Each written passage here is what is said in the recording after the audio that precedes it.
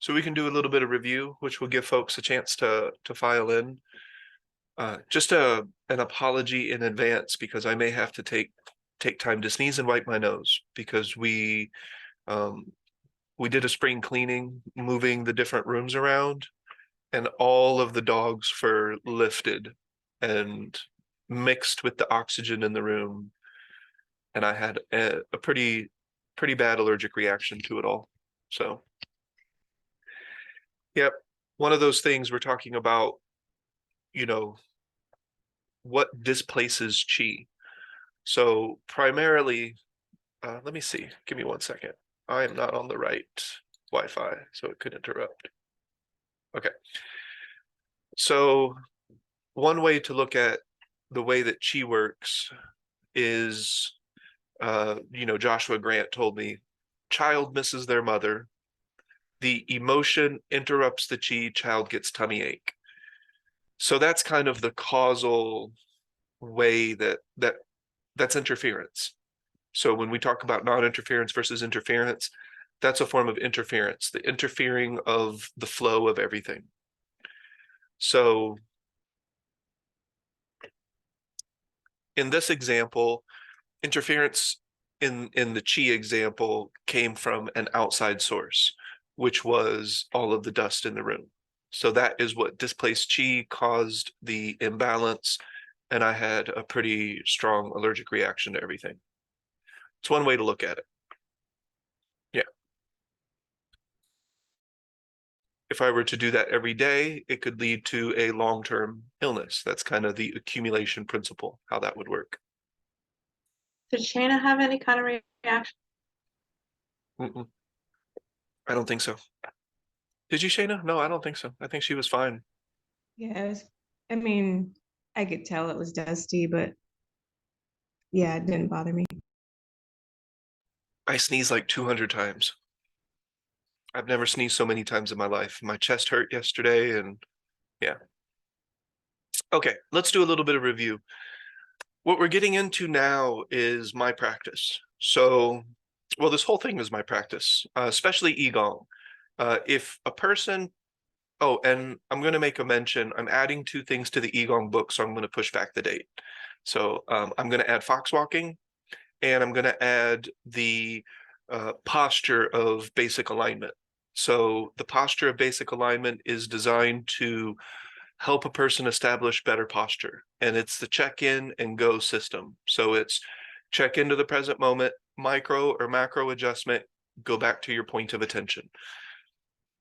But I'll make all that clear in the Qigong book. But there's kind of a reason I'm doing this, is because each layer of the Qigong book, or each layer of the Qigong training, will have something formal-ish to go along with it.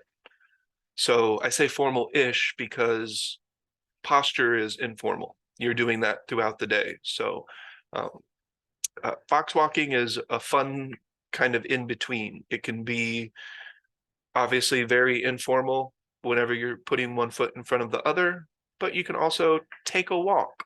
And then that taking of a walk in a meditative Qigong type of way, that becomes a formal practice.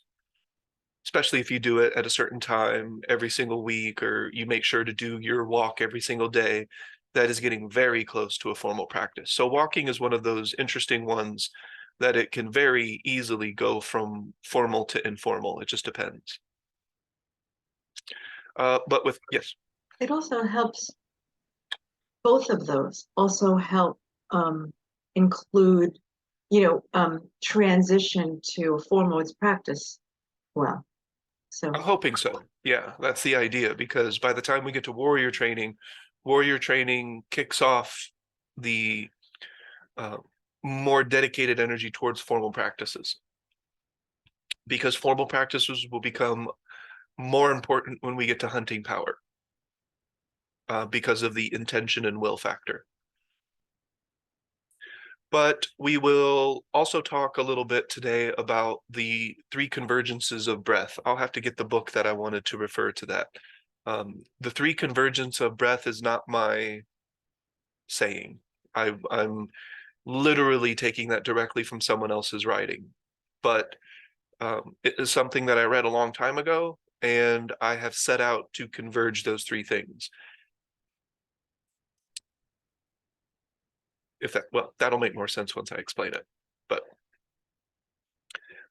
so when we get into counterbalance will introduce, probably I'm going to start getting into a little bit of Qigong, just basic breathing with movement. That'll be a part of the counterbalance, because you can include that movement when you're doing your redirection. So it makes sense to offer that there.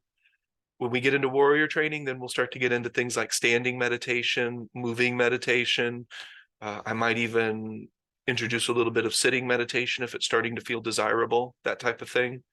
And then that will start to lend to some of the things that are a little bit more in depth and robust with hydrostasy. And that would be, it's going to look a lot like Tai Chi, Qigong, but a little bit more in depth. Does that make sense? So there will be formal practices with the Qigong, so it's kind of a companion type of thing, and I want to deliver them at the same time. I don't want to deliver it incomplete. So yeah, I'm going to need at least another week or two to finish the Qigong book. And then Donna and I can get together and we can make a workbook around it or something like that. And that would be fun. I have never, on the program I use for the books, I've never done there's a magazine and a comic book option. I was assuming that a workbook would be one of those two. I think comic book is cheaper because it's like actually, I don't think it's in black and white. I think it could be in color. I was just assuming for some reason that the comic book would be cheaper than the magazine, but I don't know. All right, so topic number 10, this is the 20 topics. When I'm done with the 20 topics, the Tuesday class will end, and then we'll just have the Thursday group study. But everything up to this point has been everything before hydrostasy. So it was everything in basic alignment, everything in counterbalance, and warrior training without the formal practices is wildly simple. It is the traps of attention with the redirection technique. It's also, because you start to introduce more formal practices, that's assuming a person has an unbending desire to feel peace. That really does need to be there. Otherwise, the focus of what we're doing can easily be lost. Does that make sense? So it's that whole goal, no goal. It is important to understand why we're doing the practice and to keep that in mind, especially when the practice starts to falter a little bit. So the purpose of, the overall Qigong practice, especially in hydrostasy, is to develop that second attention. And we'll talk more about that as we go along. Second attention is also what I would call non-ordinary cognition, because I have to chuckle at it, sorry. But in general, people are not splitting their attention in this way. So it is very likely extremely uncommon. I gotta wipe my nose more gently because it's a little sore. But it was worth it because now we have the nice open space in the room, easier to clean, so we can prevent the fur from accumulating. The room with the computer is the room with the cat, so there's no dog fur in here. But I am allergic to my fluffy animal. So, and I've known that for a while because he always makes me sneeze, but what can you do, right? He's just so cute to look at. All right, so do we have any questions about anything up to this point? We are going to start to get into my practice. So, well, I guess that's what I was clarifying before, is that this whole thing is my practice, especially Qigong, because it's very specific to the same point of attentions that I myself still do. But now we're getting into hydrostasy. And remember that the hydrostasy layer is a person who is maintaining a point of attention, at least one, all day long. Does that make sense? Before we continue, does the idea of that make sense? That from the time that you wake up, from the time that you go to bed, you are maintaining at least one purposeful direction of attention.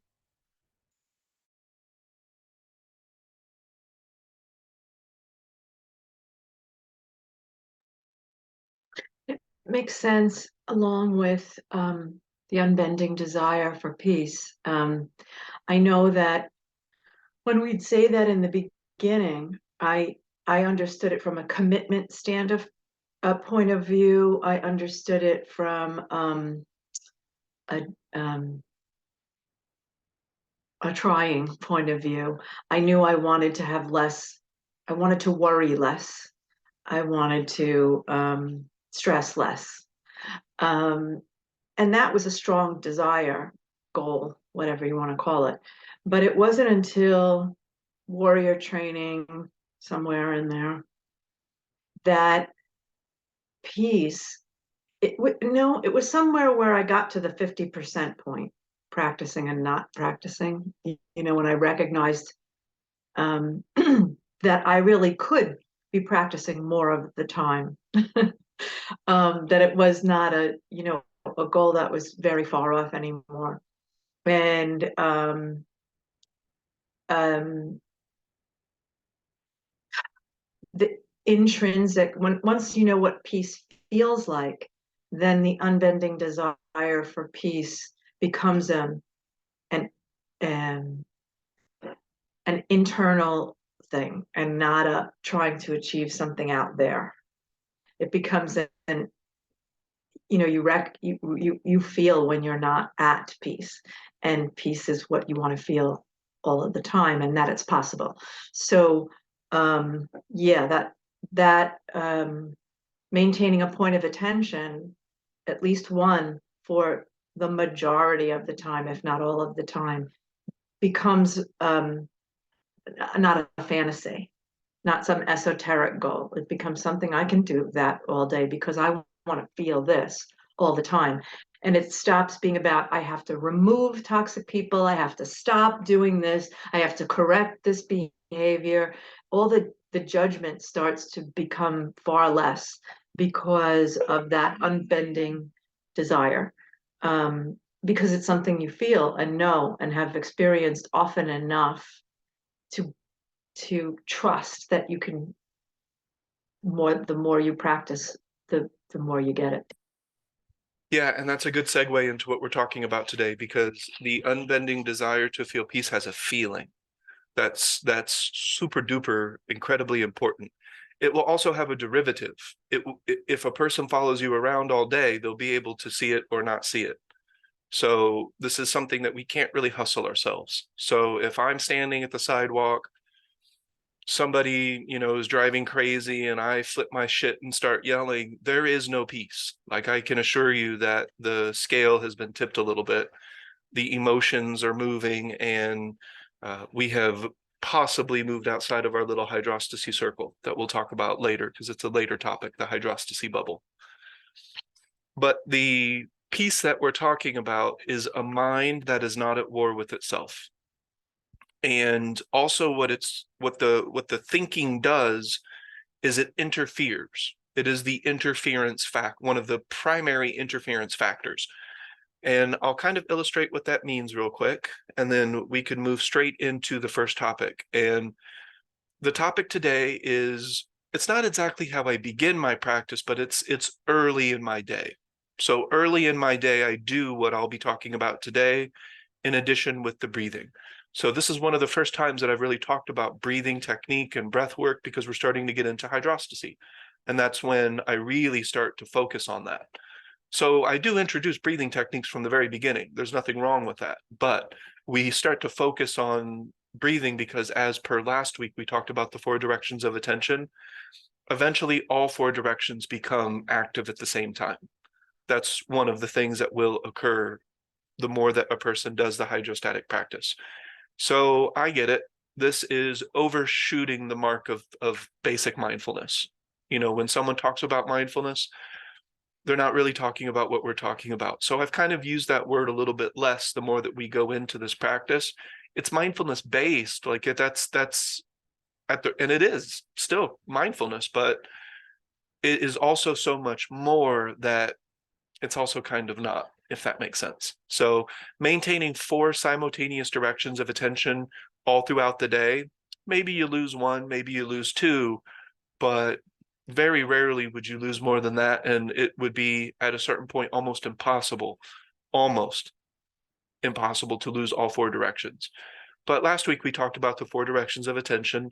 We have exterior, that is sensory attention training. We're paying attention to our senses, which is our connection to what we would view as the outside world. Introspective attention, that's paying attention to our own physicality. Emotional is kind of in between those things. You know, it's a little bit of body, a little bit of mind, but it's still something that we can perceive inside of our body. How do we feel? We have our breath, the attention on breath going in and out of the body. And then we have a form of cognition. So cognition is a direction of attention that is overly inflated in the common mind, in the normal attention, the normal cognitive framework of the human being. But its thought is the form of cognition that is being over represented. Does that make sense? Thinking is a form of cognition. That's one of the directions. Imagination is one of those. Logic, reason, deduction, and inference only apply to the present moment. What I mean is that you cannot consider logic, deduction, reasoning, and inference outside of the present moment without thought or imagination. So if you're going to think on the logic of something, you have to use words or you have to use your imagination. If you're walking down the street and you see that a tree has fallen, that's happening now. And you can logically infer, deduce, adapt, and make your changes in the moment happening now. But I was going to draw this picture so that you can see what I'm talking about. So I'm going to draw the human mind, and this has become a picture that we should be becoming a little bit more familiar with because that's not right. Because I've drawn this picture a few times now, but this will really clarify what the mind is doing, what the human mind is doing. So this is the mind, and I'm going to draw some lines that don't have arrows. That is attention that is below the threshold of active recognition. And that's okay. Every single one of us have those lines. I have attention that is below the threshold of active recognition. That's how the brain works. I also have some that are above the threshold of active recognition. That's how the practice works. And then before you know it, we find balance. So if I want to view logic, reason, deduction, inference, I have to view that in the present moment. So logic, reason, I'll just put logic so I don't sit here and list them all. We'll just put logic. So in the present moment, I can observe it logically without thought and without imagery because I see it. It's right in front of me, just like a dog can do, a bird can do, and other animals can do. There's a certain degree of logic, inference, deduction, reasoning. All that can happen in the moment. But if you want to reason or interact with logic or deduction outside of the moment, say on something that happened before in the past or something that may happen in the future, you need these two thought bubbles, or these two cognitive bubbles, excuse me. One bubble is thought and one bubble is a form of imagination. These are the two things that are removing the human mind from the present moment. And imagination, in this case, is below the threshold of active recognition. It's not necessarily purposeful. It's just occurring because of habit. Now, what do I mean by that? Time is psychological. So when you're reflecting on something that happened last week, you have to do it with thought or imagination. You can't do it without one of those two elements. You can think in words. You can say to yourself, last week I went to the store. You can imagine the store. You can imagine yourself going to the store, and you're accessing the memory, and the memory is being projected in your mind as a form of imagination. Let's say that you want to picture yourself accomplishing a goal. That is imagination. Let's say you're picturing yourself, punching your boss in the face because they're getting on your, obviously that's imagination. So what's interesting is that people want to discard imagination as unuseful, but they're doing it anyway. Like they're actively engaging. Well, I'll take the word actively away because the way that I use that word, that implies volition, will, and intention.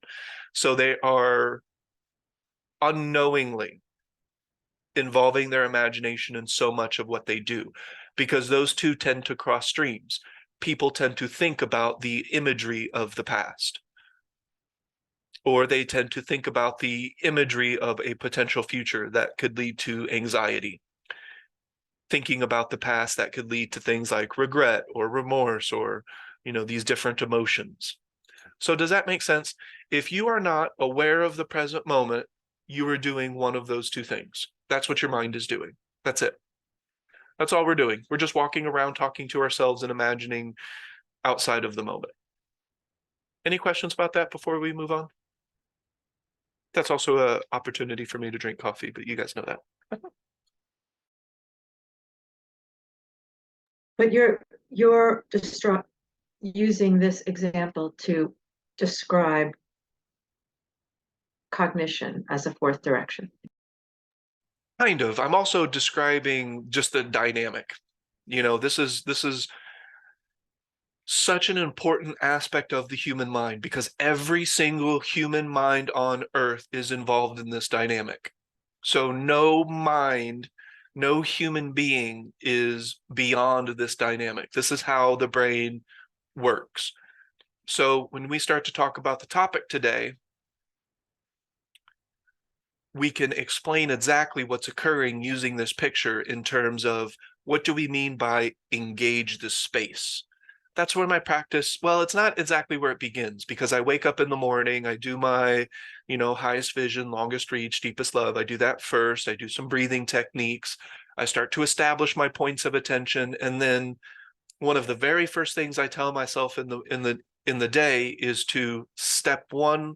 Also, this is the first gate of seeing. I'll write that down, and then I'll explain what seeing is. It's not some weird mystical thing. It's just perspective. It's just vision. You can see things from a different point of view because your lens of perception is fundamentally shifted. So you're seeing things differently.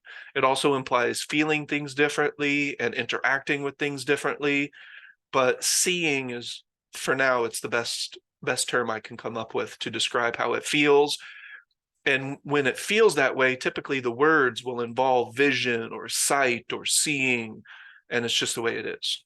I see this so much differently. What do you mean this? This moment, all of the elements that make this moment up, I see it differently. So seeing is an appropriate word, but it all begins with this first gate that I call engaging the space. What space? Well, the space that we create is by reducing these two things. We reduce these two things not because they're evil or bad, but because they are grossly disproportional in the human experience and way out of balance. Now, in fact, the imagination, we use that. We don't, but we break the continuity of the below the threshold of active recognition stream, the continuity of that stream of thought, the continuity of psychological time. Does that make sense? If you are considering anything outside of the moment that you're in, you're doing it with thought or imagination, and that's it. Just those two little elements cause so much issues. So what we'll do is we'll make these two elements deliberate, and that will help establish balance. And when I talk about space, of course, I'm talking about the number one thing that disrupts the human experience. It disrupts chi. It disrupts the, I don't have to use the word chi. I could just say the energy body, the unseen aspect of the human being. The electrical, chi isn't electrical necessarily, but it is, for me, it seems to be closer to electrical than other things. It responds to magnets. It responds to needles. When I asked an acupuncturist, and I didn't know the answer, but I'm like, do the Chinese say that gold, silver, or jade needles would be better than stainless steel. What do you know? They're better conductors of electricity. And of course, they're like, yes, yes, you want gold needles if possible. And I'm like, well, that's funny because gold is a better conductor of electricity than stainless steel. So it's interesting how better conductors of electricity. So, but most people who interact with qi, or they teach tai chi, or they teach qigong, or they're an they will not say that qi is electrical. But I don't like dividing up the unseen, so I'll just call it the energy body. It's electrical, it's not electrical, it's all kinds of things. Point is it doesn't flow well when the human mind is lost in endless streams of thought. Does that make sense? And that's the main thing that we're talking about here now, is that this, I'll save this even though it's not like a very illuminating whiteboard, because I've drawn that before. What are these little dots? So this is just the continuity of thinking from the time that a person wakes up, from the time that a person goes to bed. With the Qigong practice, most of these streams of thought are going to be deliberate. So very, very seldomly in hydrostasy is thinking just occurring, unless it's a creative thought, an insightful thought, a helpful thought to the moment. So those still do occur, and you didn't necessarily intend for a creative thought to come up, it just came up. And so that would be these little streams. Eventually in Qigong, these are tiny, like they're like this. When we get to further layers of hydrostasy, especially when you have 4 directions of attention. So the biggest difference between these is it's not an ongoing running stream. So does that make sense? Does this sound familiar? The endless stream of thought from the time a person wakes up, from the time that they go to bed, constantly considering things that are well beyond their present moment. And sometimes when they are considering their present moment, it's labeling, judging, comparing, contrasting, trying to understand, or trying to control. That's how the typical mind will interact with the moment. Even if it's below the threshold of active recognition and they don't know that they're manipulating or attempting to subtly manipulate people, they don't even know it's occurring. I call it word noise. I can feel the word noise in my head. Just those 3 lines. I was like, that one, that the top one does not feel good. The bottom one feels so much better because it's everything that's exists in those spaces is so much better. And the topic of one of the topics of today's conversation, because it's that space that I'm talking about. So tell me, if the mind isn't engaged in endless streams of thought, and my cognition isn't going into all these imaginary scenarios, the past and the future, what's it doing?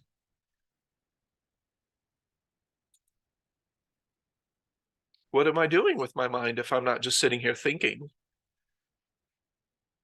Well, with the Qigong practice, Engaging in one of the 4 directions of attention, or all of them. Or all of them, exactly. And then eventually we're engaging what I call the second attention. And that encompasses all 4. The 4 directions of attention is the first entry point, and the second entry point is what I'm talking about today that I call engaging the space. So with the Qigong practice, with hydrostasy, we start to create gaps in the overall amount of thought. That endless stream of repetitive habitual thinking that's trying to control, trying to figure things out, comparing, contrasting, labeling, judging. It's making so many things important that are maybe a little bit important, but completely irrelevant to your now moment. The mind is constantly wanting to do that. So the space that I'm talking about. So answer me this. Who is familiar with that repetitive habitual stream of thought from the time that we wake up, from the time that we go to bed? I'm familiar with that. Less familiar these days, of course, but I still know what it feels like. I know what that is. That has a feeling, doesn't it? Can't you, if you really pay attention to yourself when you're lost in these thoughts, especially when it's going into the future or going into the past, now we're having these emotional derivatives. It has a feeling associated with it. And it's not usually It's constricting. very settled. Constricting, okay. That's a good word. For me, it feels like a roller coaster ride, but it's like you can't really see where it's going or where it's coming from. It's just an endless roller coaster. That's not very fun. So if that has a feeling, logically, we can deduce that when the mind relaxes, that also will have a feeling, right? That's fair. That's not some wild, crazy assumption that when we are interrupting these repetitive habitual streams of thought, we create gaps in the overall amount of thinking, that too will have a feeling. It feels like peace. That's the word. That's the best word to describe that feeling, is inner peace. The mind is no longer at war with itself. And most importantly, it's not at war with the moment. It's not at odds with the moment. Eventually, it won't be bored with the moment, and we won't constantly need to be looking at, devices. And an average person just can't sit. They don't just, it's almost impossible for a person to just be. They have to look at their phone, they have to read something, they have to say something, or they have to think to themselves. So the human being has almost lost the capacity to just exist vibrantly. That's the world that we're living in today. That's why if you're with somebody, every space is filled with words. And the ones that aren't are awkward because you can see the person is just searching for what to say. Or you yourself are searching for something to say, and then that makes the whole energy of the space awkward. So one of the first techniques of hydrostasy, and it's what I call the first gate of seeing, because everything is dependent on this.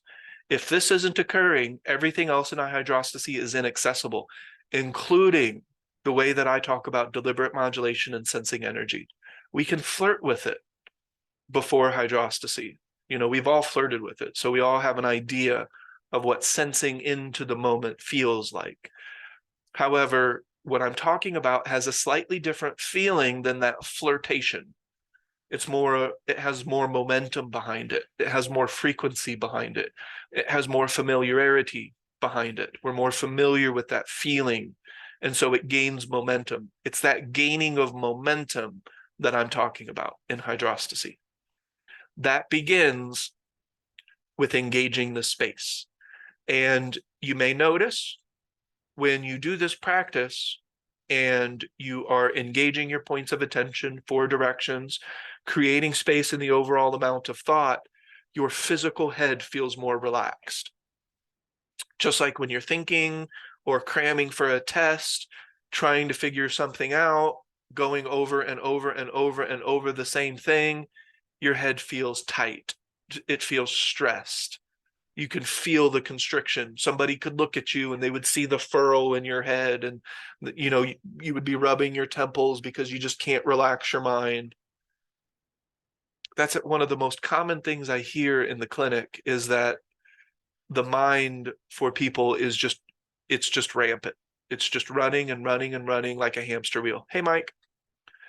And of course, everybody says that they want to learn how to relax their mind, but then they don't.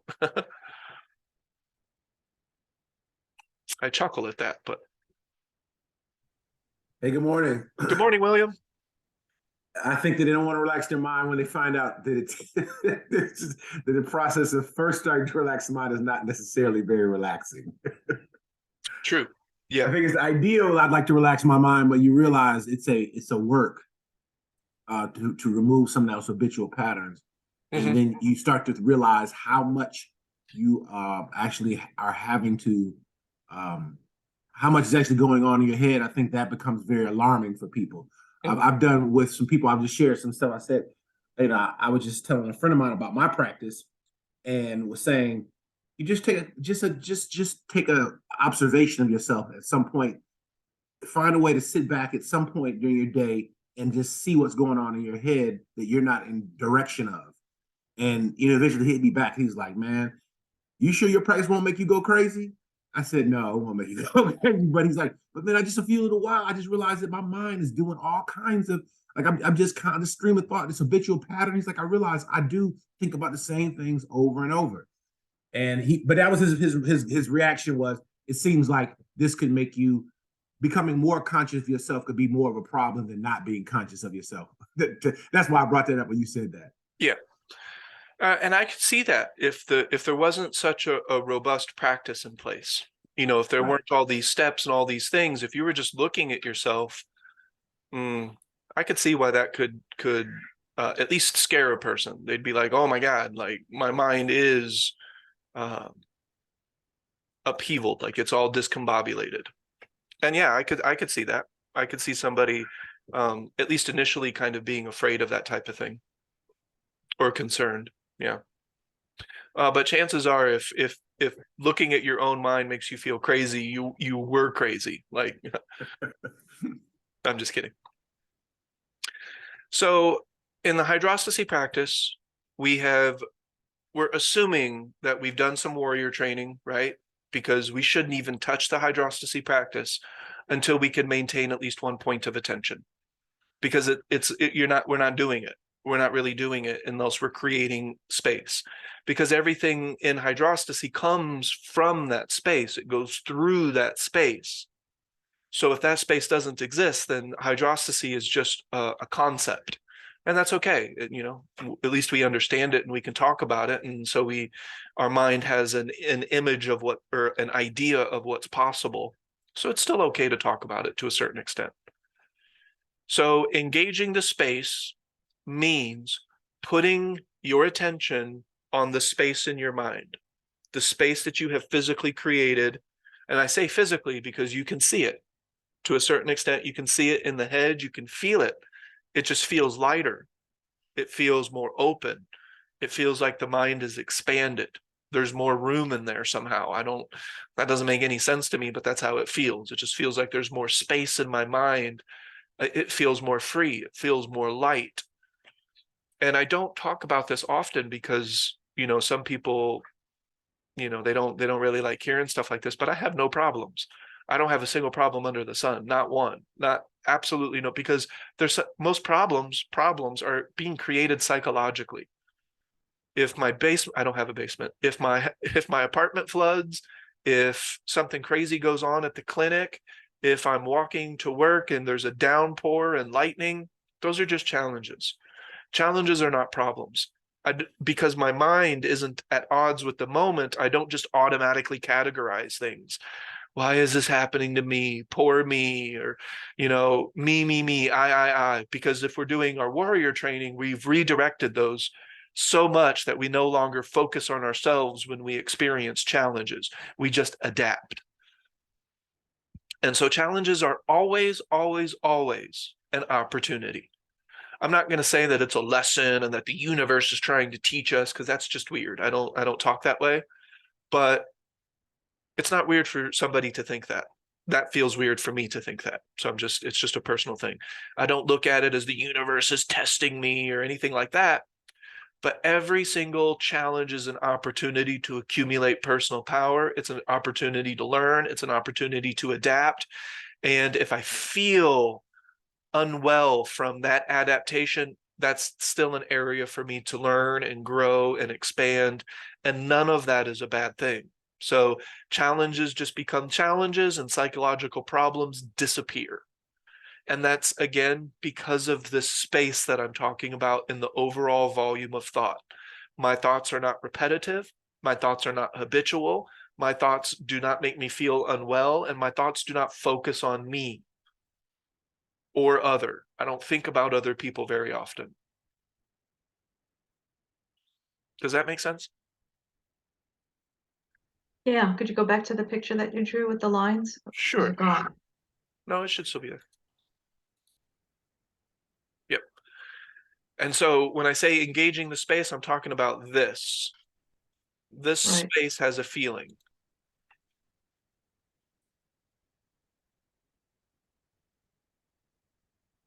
And it's kind of like one of those tension and release types of things, where if you hold a heavy ball, and move your arm around, and then you put the heavy ball down and move your arm around, it feels more free. It feels more light. So that kind of tension and release technique, I've done that in Tai Chi, where, I'm holding the ball, I let it down so that I can feel what it's like without the ball. And it feels lighter, it feels freer, it feels easier to move. And it feels like there's more space. And it feels like there's more space. Same thing occurs with the mind, because we're not creating that tension point of thought all the time. So it's not just what kind of thought, it's all thought. With the hydrostasy practice, all thought starts to reduce. And the thoughts that do occur are typically creative. They typically help you feel well. They're very organizational, so it can help you organize your mind better. But even those thoughts, I'll redirect creative thoughts if it feels like they're just coming and coming and coming, and I need the space. So engage the space in your mind that is Yes. created in the absence of thought. Yes. And specifically the feeling, that what that feels like. And what do I mean by engage? Pay attention. Give it the flashlight of your attention. If you're doing the Qigong practice, in the beginning of the Qigong practice in layer 1, I introduced what I call the flashlight of attention. That is imagining that your attention is like a flashlight, and then you can shine it where you want to shine it. And that's a way for you to kind of feel and see what is occurring when you do your practice. Something very similar is happening in the hydrostasy practice with mind gazing.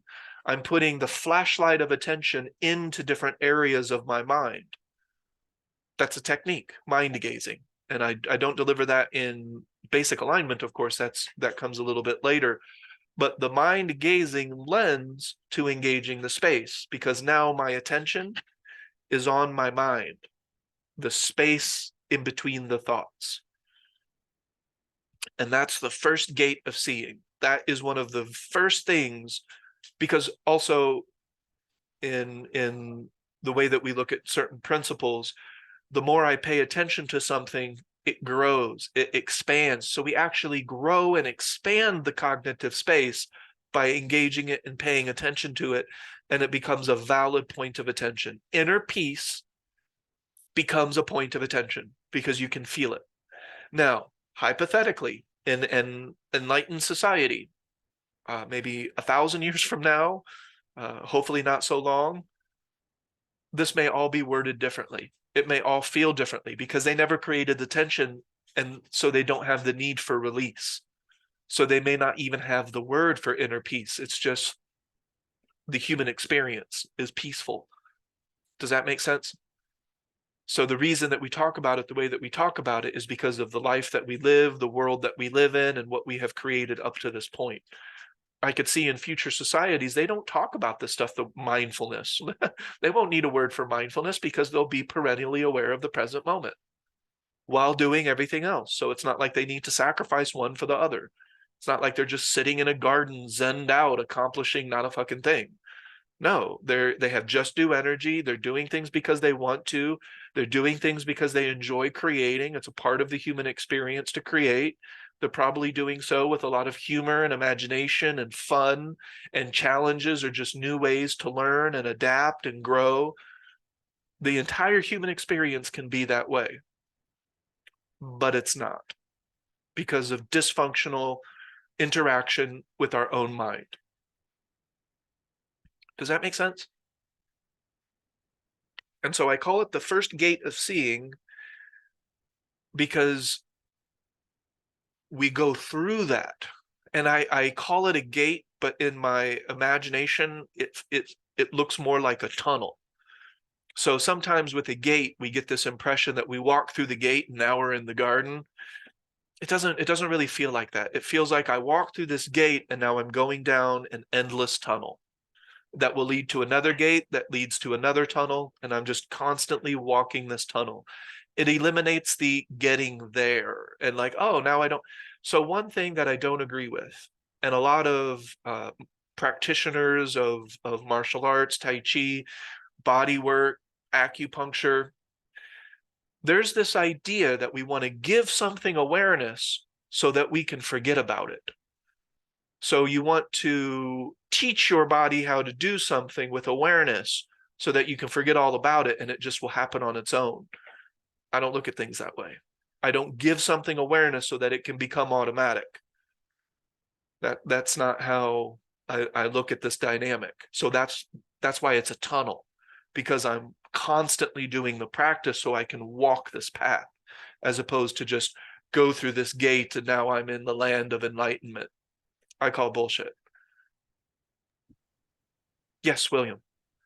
I agree with you, and I think that in that regard, that's why people practice continually, repetitiously for years and years and years, and that so from the Tai Chi perspective, it's never you reach this place of accomplishment in your practice, whether it be relaxation or some body mechanic you've learned, then that it just becomes because you trained it that your body owns it, or that it doesn't need to be reinforced consistently. But then there's a question, something you said I want to ask a question about, as you were just talking about engaging in space and getting to the place where the internal dialogue is not about yourself or about others. But the question that came to mind was, when you're talking about your voice of power, and you're using the voice of power as a way to affirm thoughts that are, one, grounding you in a state. I'm trying to phrase my question is how or when in one's journey do they start to not need the voice of power in the same way, so that the thought isn't about themselves? And I guess my question is around that, where you think about yourself less, but there may be a period, I guess, in one's growth, that the voice of power is affirming things about the moment, and how you perceive the moment, like, meaning that you're using your voice of power to perceive the experience in the moment in a way that is uplifting and healthy for you. And then at some point, I would imagine that with all things in practice, not that you don't still continually do it, but it has gotten to a point that you don't have to do the same amount of work to. So then that becomes where you're thinking about yourself less. That's how I'm kind of visualizing this process. I think the way that you're visualizing it is reasonably accurate. The voice of power from the very beginning can be a voice of logic. So, for example, nobody is doing anything to me outside of physical touch. That's a logical statement. So I can logically deduce that the suffering that I'm feeling right now is my own creation. And so that is kind of a focus on self, right? Right. To a certain extent. But we're using the logic and the deduction to go back to the practice. So that's a part of the rule of three, are 3 points of attention in the present moment. And the voice of power is supposed to be talking you back to that. So the reason that we're using the logic and the deduction is because it's like, well, thinking about this isn't benefiting me. I feel terrible. I'm not learning anything new. I'm not saying anything new in my own mind. So I'm just going to use my dialogue to go back to the practice, to talk it out, and to use logic, reasoning, and deduction. When we get into warrior training towards the end, we use the rule of three to redirect anytime our mind is focusing on self. So things aren't working out for me, or I'm not good enough. That thought comes up, and then it's like, wait, no, that doesn't matter if that's true or untrue. Of course it's not, but it's just a focus on self. So I'm going to redirect that using the rule of three.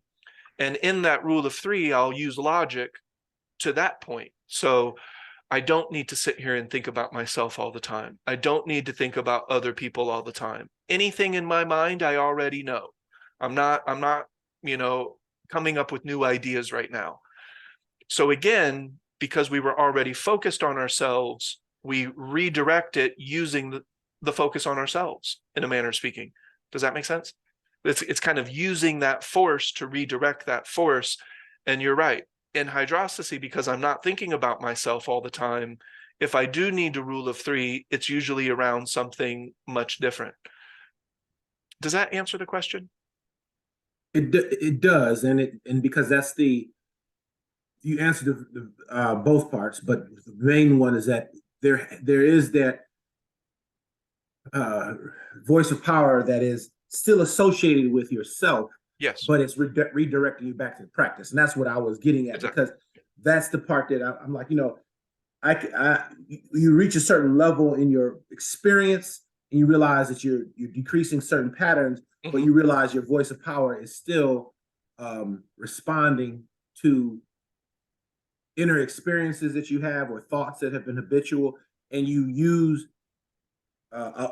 awareness of self to redirect back to the practice, and that's kind of which when you said it made me think, yeah, but it still feels at times that Mhm. there's a lot of uh, self-awareness going on Mhm. that is not necessarily negative, but you're using that self-awareness to redirect, and the voice of power is engaged in that in quite a bit of times. Yeah. That's what. Ernest has talked in the past about using your devil's advocate and not declaring war on the devil's advocate.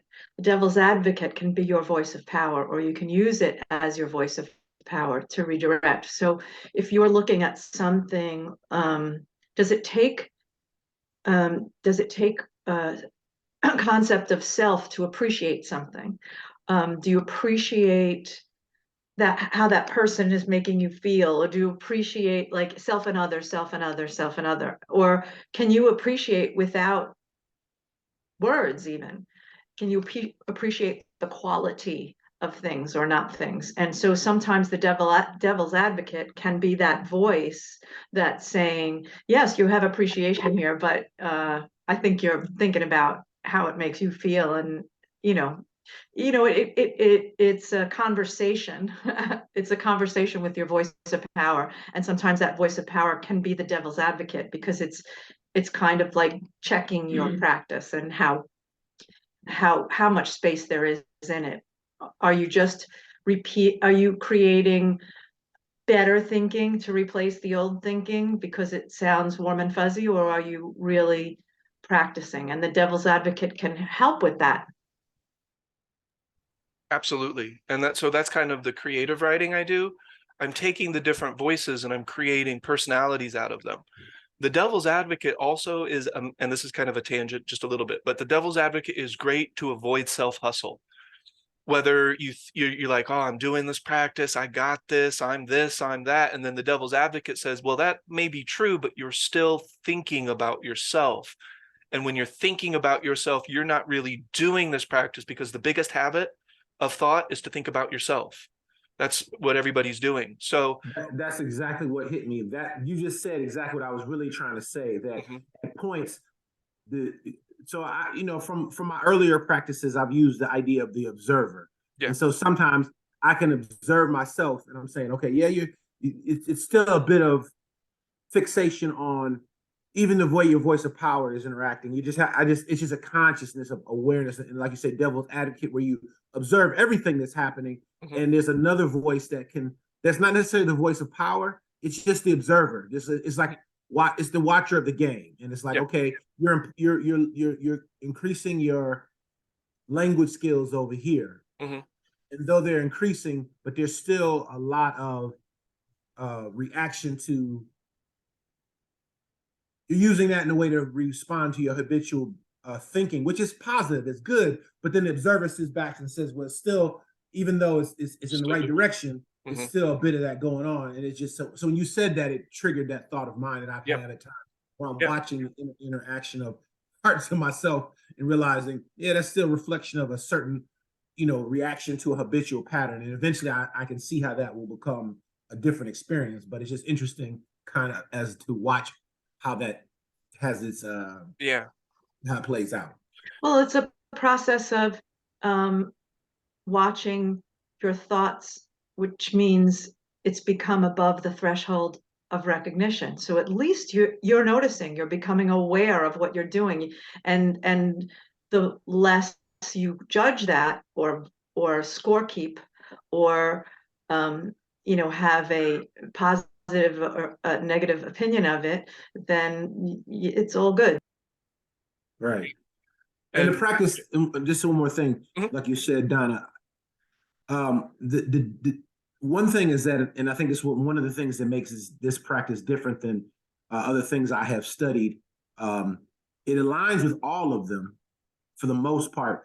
But the thing is that, like the observer, you could observe, you could be above the threshold of awareness, but still not have tools to. You're like you're watching it, but you don't really have a counter action being taken. Mhm. So you may be very conscious of what's going on, and yet you could exist like that for a long period of time, where you're very aware of your habitual patterns, you're aware of them, but you don't have an anchoring practice. So you don't have the rule of three, and Right. you may have portions of it, but let me just say, I think what also strengthens the group is that we're all reflecting from our own practices, and everyone's not at the same stage, but everyone Mhm. is practicing the same things, maybe to various degrees, Right. which gives you everybody some sense of direction. So when you're practicing certain things by yourself, um, and you don't have that necessarily direct, you don't have the insight from other people who've created words, and that's why I understand now the wordiness of some things. But because I realize that though we're not trying to be controlled by all these words and thinking, we still need words to get Mhm. clarity about how to formulate. And I think for a long time, my personal perspective is that I had, through my observation of my mechanics, my movement, my inner world, very very clear on some of those things, but not um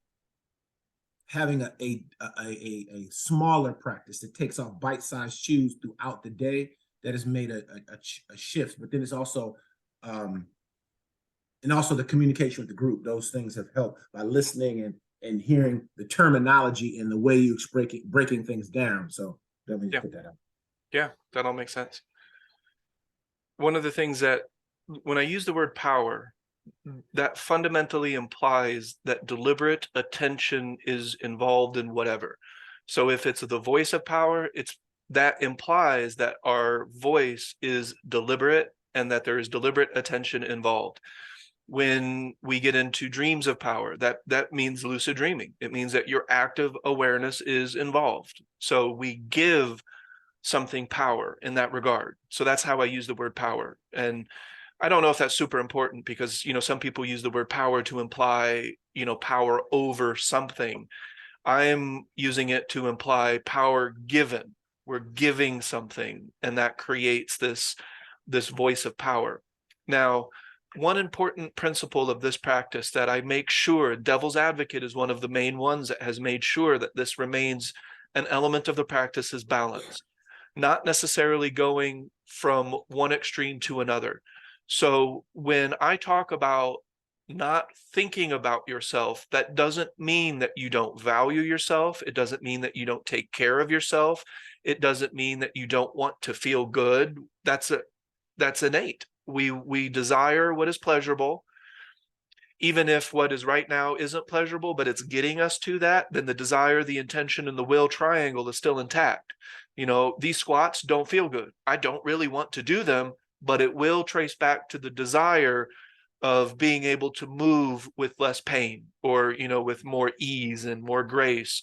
So the desire is still there, and I'm going to focus and I'm going to work my triangle and I'm going to get past the discomfort, because that's a part of the process I have signed up to, I have agreed to. And if I can clear my mind, it's just new energy, and I'm more likely to accomplish what I want to accomplish. So at no point do I go from the extreme of thinking about ourselves, focusing on ourselves, which creates the constant projection of ourselves. Listen to the way that people talk. Why do we say the things we do? Why do we talk about the things that we talk about? You can almost trace that back to a form of self-importance, of sometimes, depending on the conversation, manipulation, control. They're trying to project their image of, they want you to think a certain way about them. I can reflect back to when I started at the movie theater. And it hit me really hard when one of the managers told me, I know everything about Ernest. I've been working with him for 2 hours, and he literally told me his whole life story. I just spewed it all out, just constantly. Why did I do that? Because I won't, below the level of recognition, I wouldn't have ever admitted this at the time, but I just wanted her to think a certain way about me. I wanted this manager to look at me as an equal, maybe, and so I'm projecting how I view myself, and people do that all the time. That's one of the reasons that people buy the cars and the clothes. And again, some people may just love mechanics and precision and instrumentation, and that's their reason for liking it. But commonly, on average, it's because a person is projecting their sense of self. So I'm not going to go from one extreme to the other, and that's no self, that we don't, have this identity, because we do. I have memories still. I have a personal history. I have likes. I have dislikes. I have things that make me happy, things that don't make me happy, things that are pleasurable, things that are not pleasurable. The self still exists. But with this practice, we realize, I'm assuming by the time we get to hydrostasy, this is well apparent, that what we call the self has multiple components. It has many aspects to it.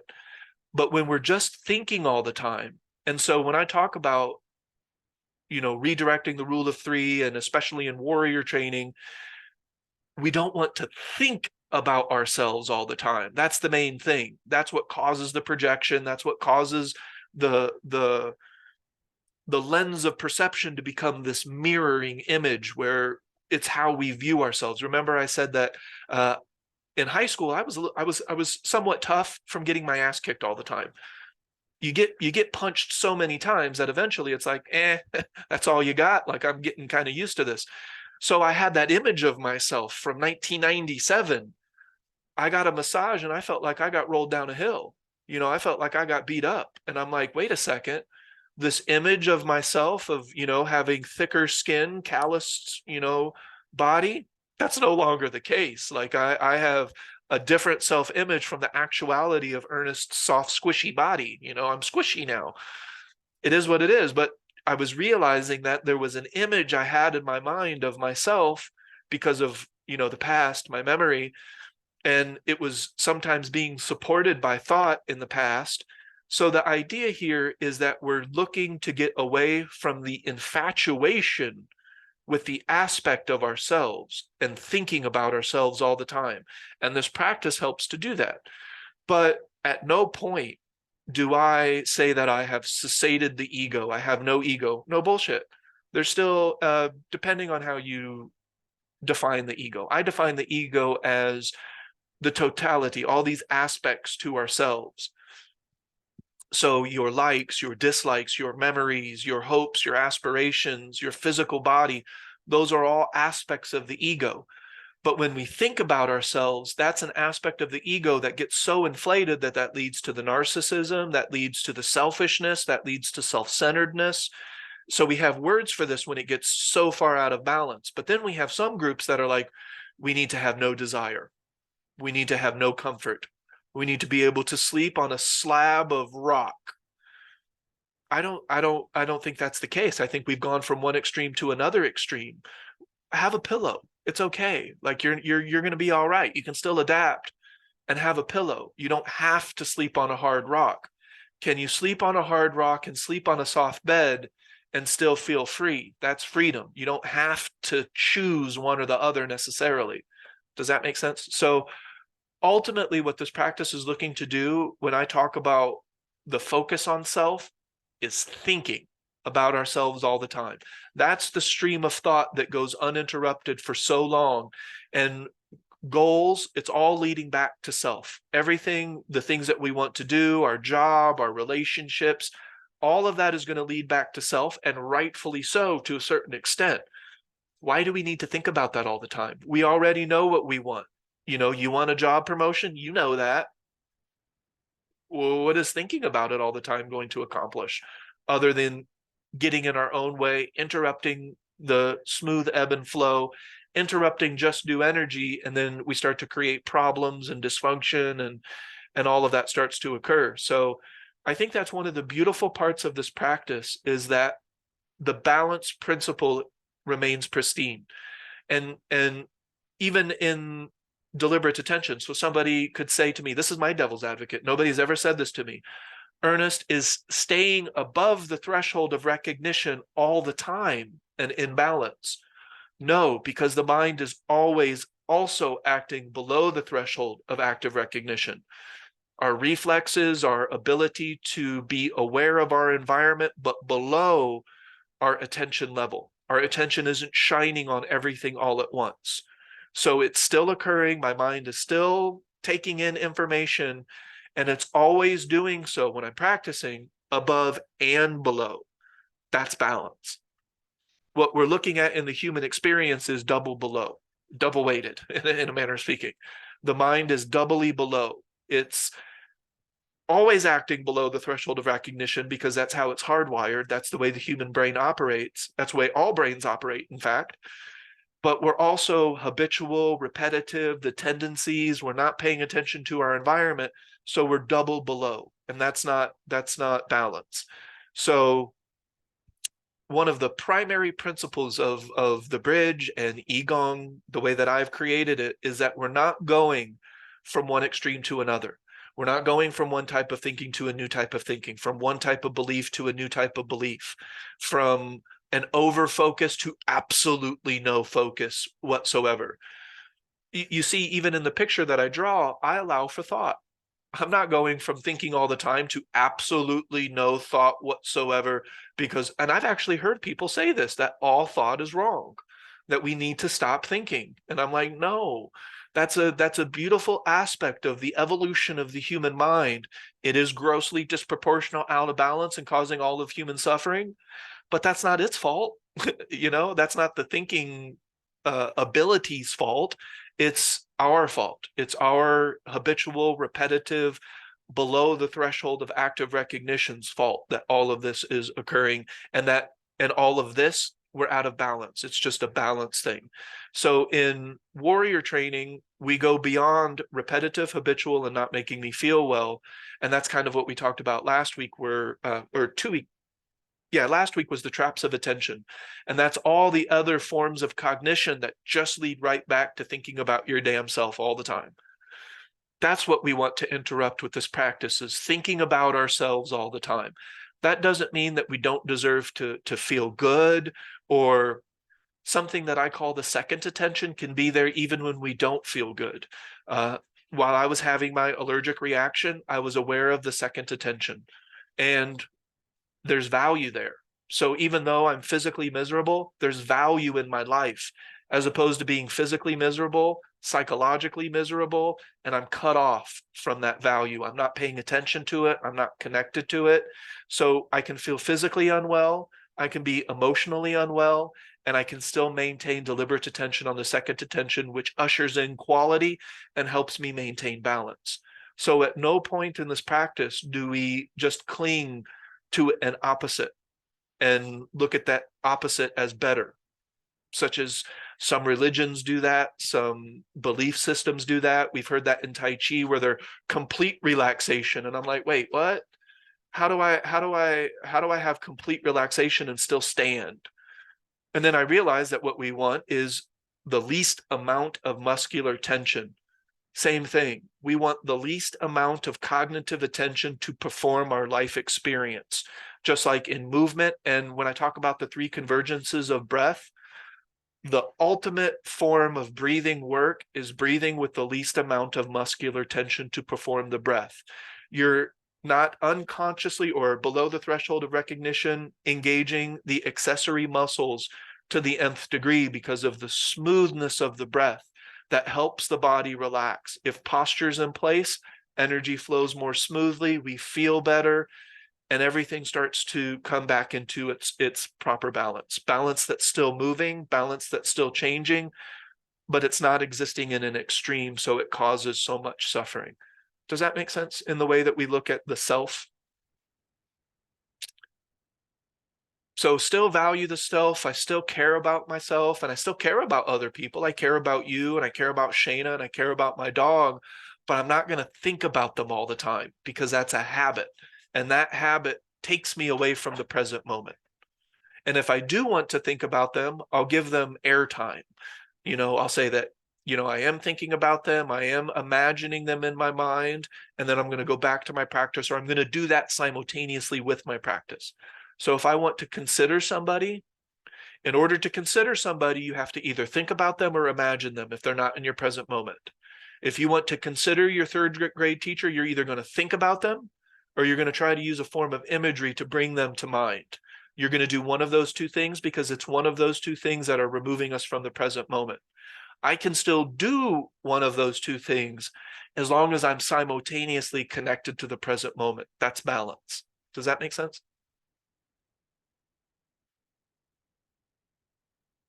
And this really is starting to look at human cognition in a fundamentally different way. And especially with the second attention. The second attention is so uncommon that outside of this group, it's almost impossible for me to talk about. Okay, any question? Donna, did you still have something ruminating there? Yeah, I gave an example in class last time about waiting online in the supermarket. And then the cashier had some error issue, and the man online had a bunch of gift cards and they're a charity related thing. And so he was a little bit embarrassed about holding up the line, and she was a little bit nervous about holding up the line because she had made a mistake and waiting for a supervisor to come over. And at the end of that whole thing, um, everybody took time to stop me and say, you have an incredible amount of patience. And I didn't see it as patience.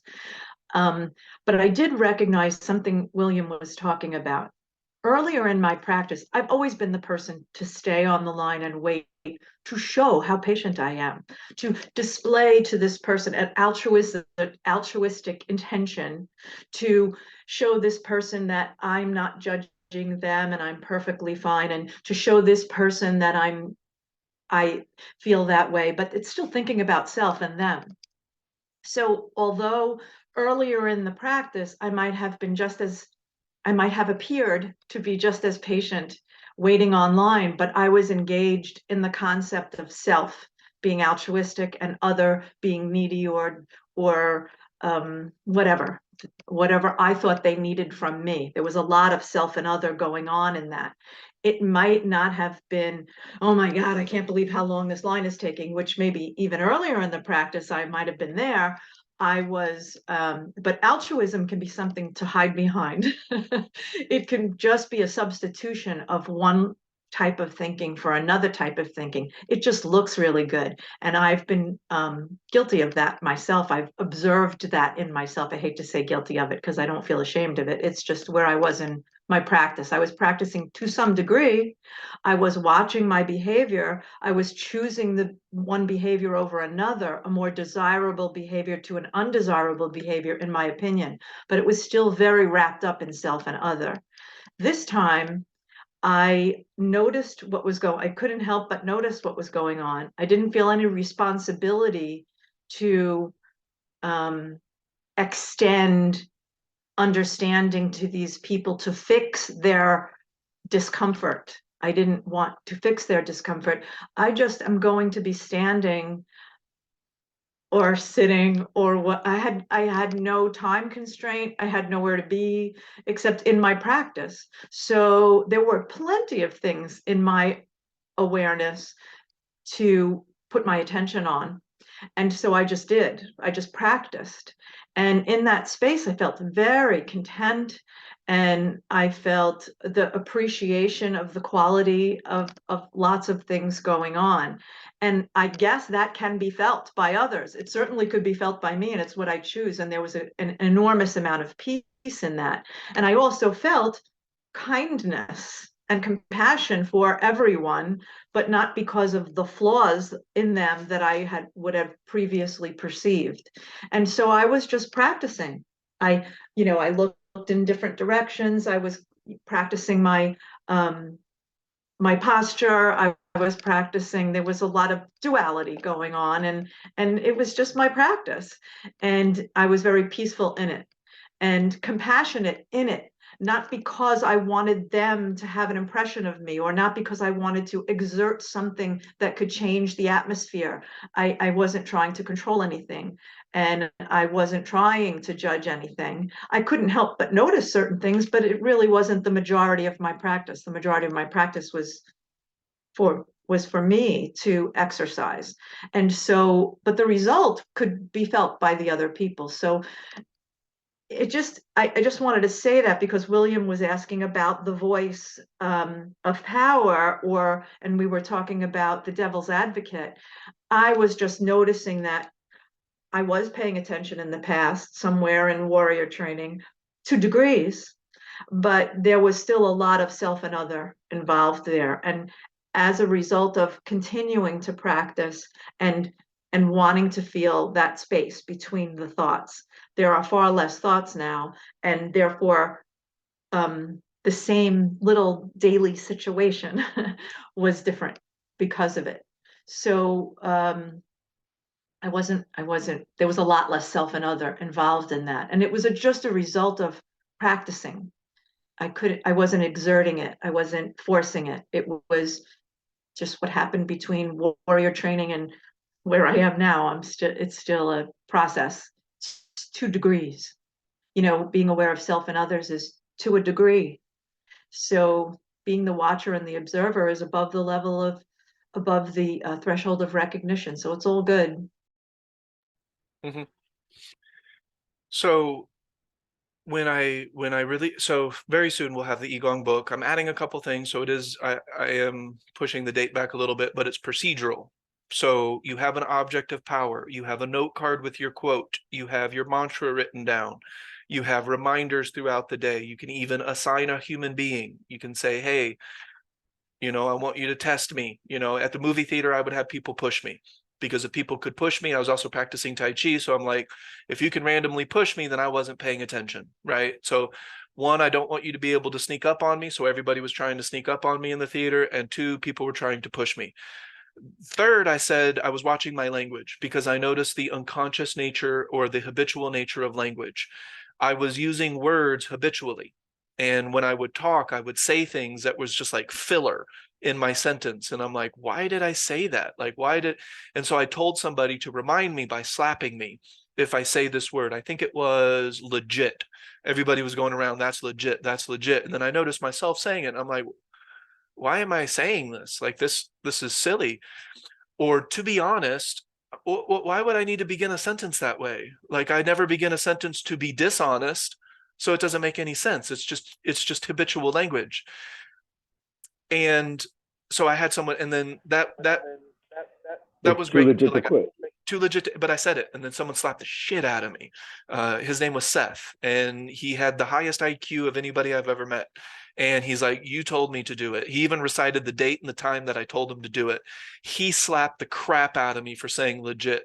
I never said it below the threshold of active recognition again. So maybe be more gentle in your reminders. You don't have to use my example, but the Igong practice is procedural. What we're talking about now are the procedures to hydrostasy.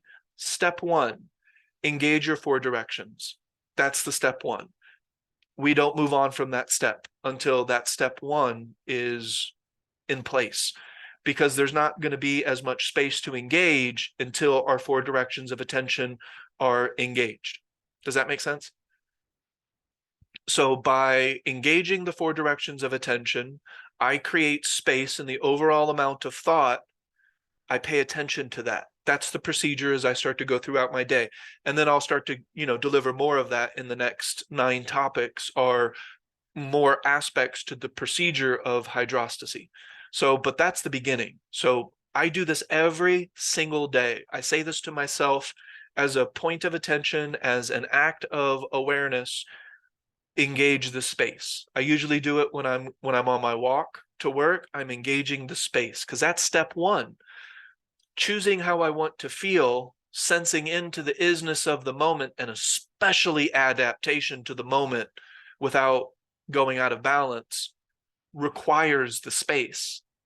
So I have to establish that, and then by giving it my attention, it increases.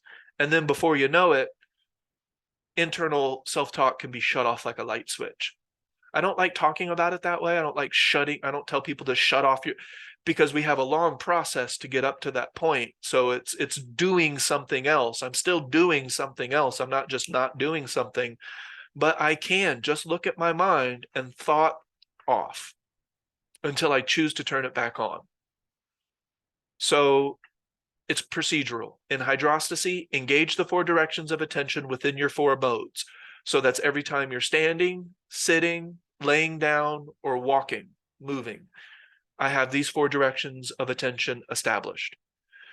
Now, my note cards are a little bit different than they were in the beginning, but they're also the same. I'm still paying attention to shadows, still paying attention to reflections, still expanding with proprioception into my space, still listening behind me, still mind gazing. So I'm still doing all of my points of attention. That's why they're called layers of training. I will never not pay attention to shadows as a point of attention on purpose. I may not always do all my points of attention simultaneously, obviously, but that will always be in my toolbox if I choose it. Does that make sense? Reflections will always be in my toolbox. Shapes, differentiating colors, the sounds of the season, all of that will always be in my toolbox. And I will use them, not all at once, because I don't have that much attention, but I'll always be dipping into my toolbox. The same toolbox that I set up from day one. That's another beauty of this practice. We're not learning something to forget it. That is, in my opinion, wildly erroneous. It makes no sense. I get flow, I get muscle memory, but I don't want to create new habits. They're happening on their own. I don't need to aid that process. Okay, so real simply, the 3 convergences of breath comes from the book Just Breathe by Dan Brule. So that was a book that I read a long time ago, and I revisited it a long time ago, and then I revisited it somewhat recently, and then I bought the book so that I can revisit it whenever I want to. And it bothered me. That book, I pretty sure I threw it away at one point. You'll never guess why, because it felt like force. no. I mean, it probably did at the time, but the reason that I hated the book is because it outlined a result with absolutely no technique on how to get there. So the first technique or the first result is awareness of the breath. Okay, where do I start? What do I do? And they're like, that's it, awareness of the breath. So Qigong will provide techniques. How do we, what do we, when do we, where do we, all of those things about attention on the breath. That starts in the very beginning of Qigong. So attention on the breath, awareness of your breath is where, and the 3 convergences is what they liken to the pinnacle of breath technique. They even use the words in the book, Buddha, Krishna, the sages of antiquity, that this is the type of breathing that they did. And now there's, when we get into warrior training, I will have situational breathing. That's just like situational mindfulness. The 3 convergences is not situational necessarily. It's all the in between. So if you're having an anxiety response, there are certain types of breath that will aid you in that. Let's say you're wanting to issue power. Reverse abdominal breathing, the warrior's breathing, will help you issue physical power. Those are situational breaths. I don't do that all day long. That doesn't make any sense. That can actually be contraindicative. Does this make sense so far? So the first aspect to the 3 convergences of breath is awareness of the breath. Now, they do admit that that is the most difficult thing for people, because what's the first thing they do when they become aware of their breath? They change it. They manipulate it. They try to make it from their belly because their yogi told them to do that. Okay, that's a breath technique. That's not something that a person does all throughout the day, all day long. I'd like to meet the yogi that's doing the 13 seconds in with 25 seconds out breath all day long. I'm calling bullshit. And if they're doing that, they're not doing anything else. They're just sitting on a fucking rock next to a river doing that. And that's fine. But We want to do other things with our time. We don't want to just sit by a river and be zenned out. That's okay sometimes. Again, balance is the principle. So the second convergence of breath is physical relaxation. How do we acquire physical relaxation? What's the number one thing getting in the way of physical relaxation? Thought. And so when our thinking mind is more relaxed, our physical body can begin to relax. I offer other techniques, imaginative techniques to help the body relax, and then also breath techniques to help the breath and to help the body relax. Breath, imagination, and movement. These are things that can directly interact with the energy body, and they can help the physical body relax. And in the Qigong series, I will offer ways to micro and macro adjust your posture, because you don't want to force it. You don't want to constantly be like this all day. If this feels like force, it's going to be contraindicative, and you're going to create tension in other areas. So micro adjustment is this. Macro adjustment is this. Because maybe you were below the threshold of active recognition and you saw yourself sitting in a really weird way. Chances are, if you're sitting in that weird way, you're also entertaining below the threshold of recognition streams of thought. So they work hand in hand. First, we help alleviate the thinking, the momentum of the streams of thought. That helps the body relax. Then we make micro and macro adjustments with posture and breath to help the body relax. And that's the second convergence of the breathing. Does that make sense? And then ultimately combining all of our techniques to breathing throughout the day with the least amount of muscular tension to perform the breath. So we have awareness on the breath, we have a physical body that's relaxed, and now we can breathe, not using diaphragm. No, we're using almost no muscular tension because it's unnecessary. That's why you have two different muscle sets to perform the breathing. You have direct muscles, and then you have the accessory muscles. When a yogi tells you to breathe from your belly and to do everything in your breath, you're using your accessory muscles. And you cannot do that all the time without creating contraindicative tension. I will walk up to any yogi and I will follow them around for a week, and I'll point their shit out to them. I don't care who they are. Does that make sense?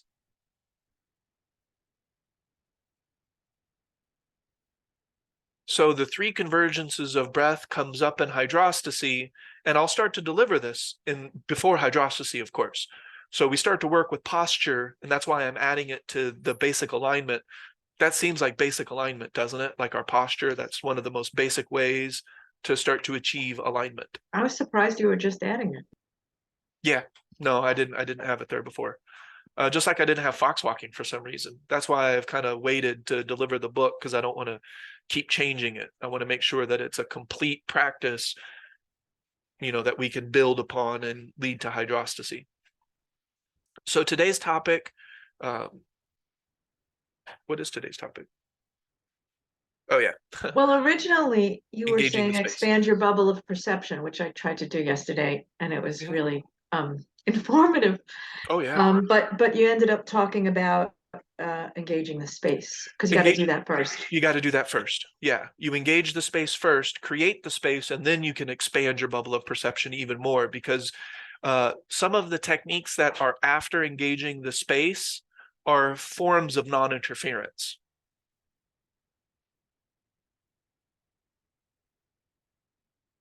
And then non-interference is a topic that we'll talk about in more depth. I think that's towards the bottom.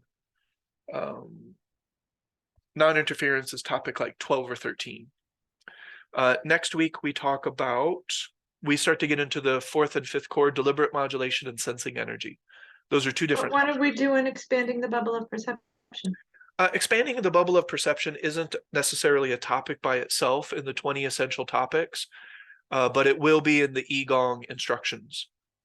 So when Egon gets to hydrostasy, expanding your bubble of perception will be a technique that you do after. So I'm not going to deliver all the techniques, but this one is more than a technique because all the techniques after it are required. This is required. Engaging that space is required for everything else. The next two techniques in hydrostasy that I'll talk about are deliberate modulation and sensing energy in 2 different weeks. So next week, I'm just going to talk about deliberate modulation because it's confusing to people. People think that this practice is avoiding emotion or it's trying to change how you feel. It's not that. So that would be a form of manipulation and attempting to control. That's not necessary. It's just adding a technique. It's adding a technique that I call a core technique. So the fourth and the fifth core. This was the first gate of seeing. So for example, the second gate of seeing is dream walking. There's a lot of technique between the first and second gate.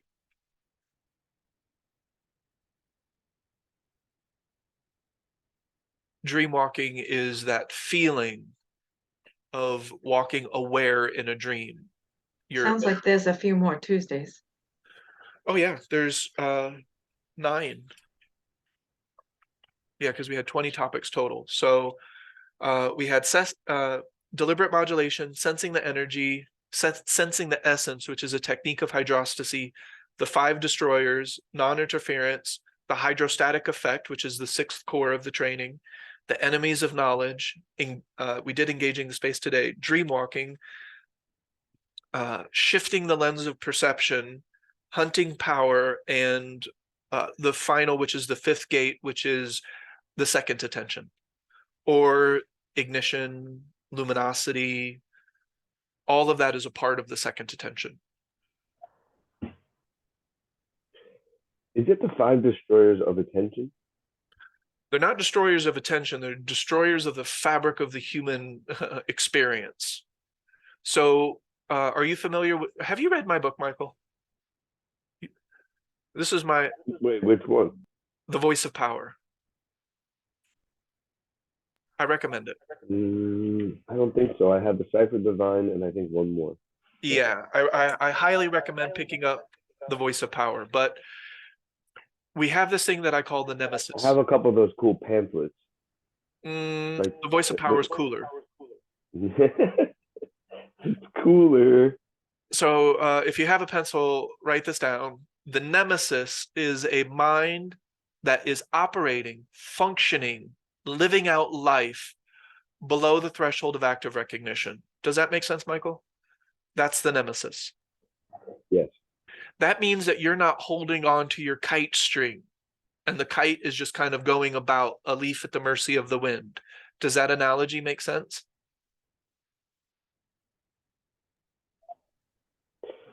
Wait, It's a kite that nobody's holding. But where's the nemesis in that? What do you mean? Oh, well, if nobody's holding it and it's just flying around in the wind, you're below the threshold of active recognition and you are now feeding the nemesis. Does that make sense?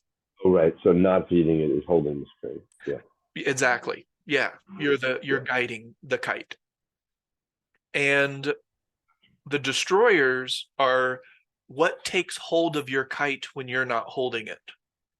So if you're not holding the kite, something is. And that's one of the 4 destroyers. So by themselves, they are not bad or good or plus or minus. But because we're below the threshold of active recognition, they gain unconscious momentum. And the 4 categories that I talk about the most is the biological destroyer. When you're horny, you think horny thoughts. When you're hungry, you think hungry thoughts. When your stomach hurts, you think pain thoughts. You're being led by your body. Your mind is being led by the body. When my teacher told me this, he's like, the body follows, or the mind follows the body. And I'm like, but that doesn't have to be the case. And he says, it is the case, though. That is the case, that people, their cognition is a derivative of their biology. Does that make sense, Michael? Yes. If the figure of a woman or a human being captures your attention without your permission, that is a result of the nemesis and the biological destroyer. You're feeding the nemesis, which leads to the destroyer. We never interact with the destroyers directly. That's force and trying to control. We don't have to do that. We just have to stop feeding the nemesis, and the destroyers will lose their grip. So you have biology, you have society. Why do we eat 3 meals a day, with the third meal being the largest? With dessert after. With dessert after. Where did that come from? Why do we do that? Why do we drive under a mile everywhere we go? Why do we have all these cars? Why do we why do you want the Ferrari? Why do you want the dream vacations? So these are all the societal destroyer. Does that make sense, Michael? The first two? Biology and society. People are being led by the society around them because they're below the threshold of active recognition. They don't even see it happening. They're being shaped and molded. Somebody else has a hold of their kite string, and it's not them. And it's not a conspiracy government agency either. Okay, so we have the entertainment destroyer. And this is because the mind is bored or otherwise at odds with the present moment. People can't just be. They have to have something to do. I have to have something to look at on my phone, my computer. I have to think to myself as a form of entertainment if necessary. And that is a result of the nemesis, the mind being below the threshold of active recognition. It doesn't see the infinite detail of the moment. It doesn't see all the movement, all the magic that's happening around us and inside of us at all times, because it's bored. It's like, this is it. The present moment, that's all we got. Like, can't we No, go they're not appreciating the quality of anything. of nothing? There's no Yeah. appreciation in the present moment. Yeah. Yep. Definitely no quality. You can't get quality without paying attention. So do those first three make sense? We have biological, social, and entertainment so far. And then the fourth one are the habits that you've created already. If you are feeding the nemesis, you will feed the habits that you've created already. And they will gain momentum and they will get worse. They'll get more ingrained in your everyday life experience. So those are the 4 destroyers, Michael. The 5th destroyer is society, the momentum of the human species. And if you're below the threshold of active recognition, you so easily get caught up in the momentum of the human species,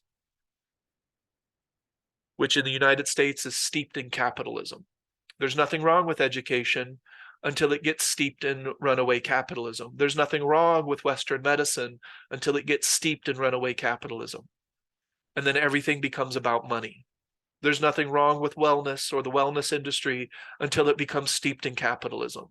And then we're charging $350 to learn the law of attraction per person.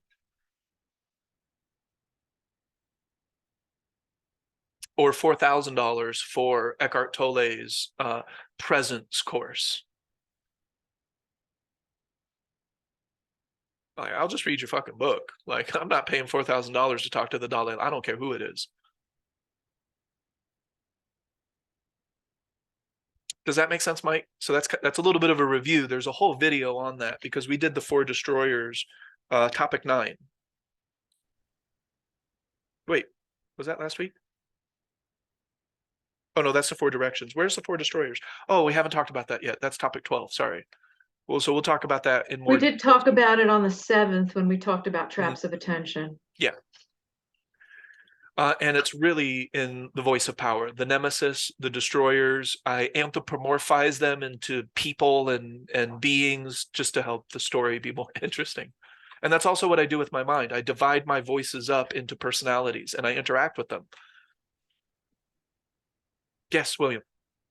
Yeah, I just to say that those destroyers compound on each other. That's what's so powerful with that if you are dealing with the nemesis and your mind is not in this threshold of active recognition, then you get the entertainment and the biology destroyer together.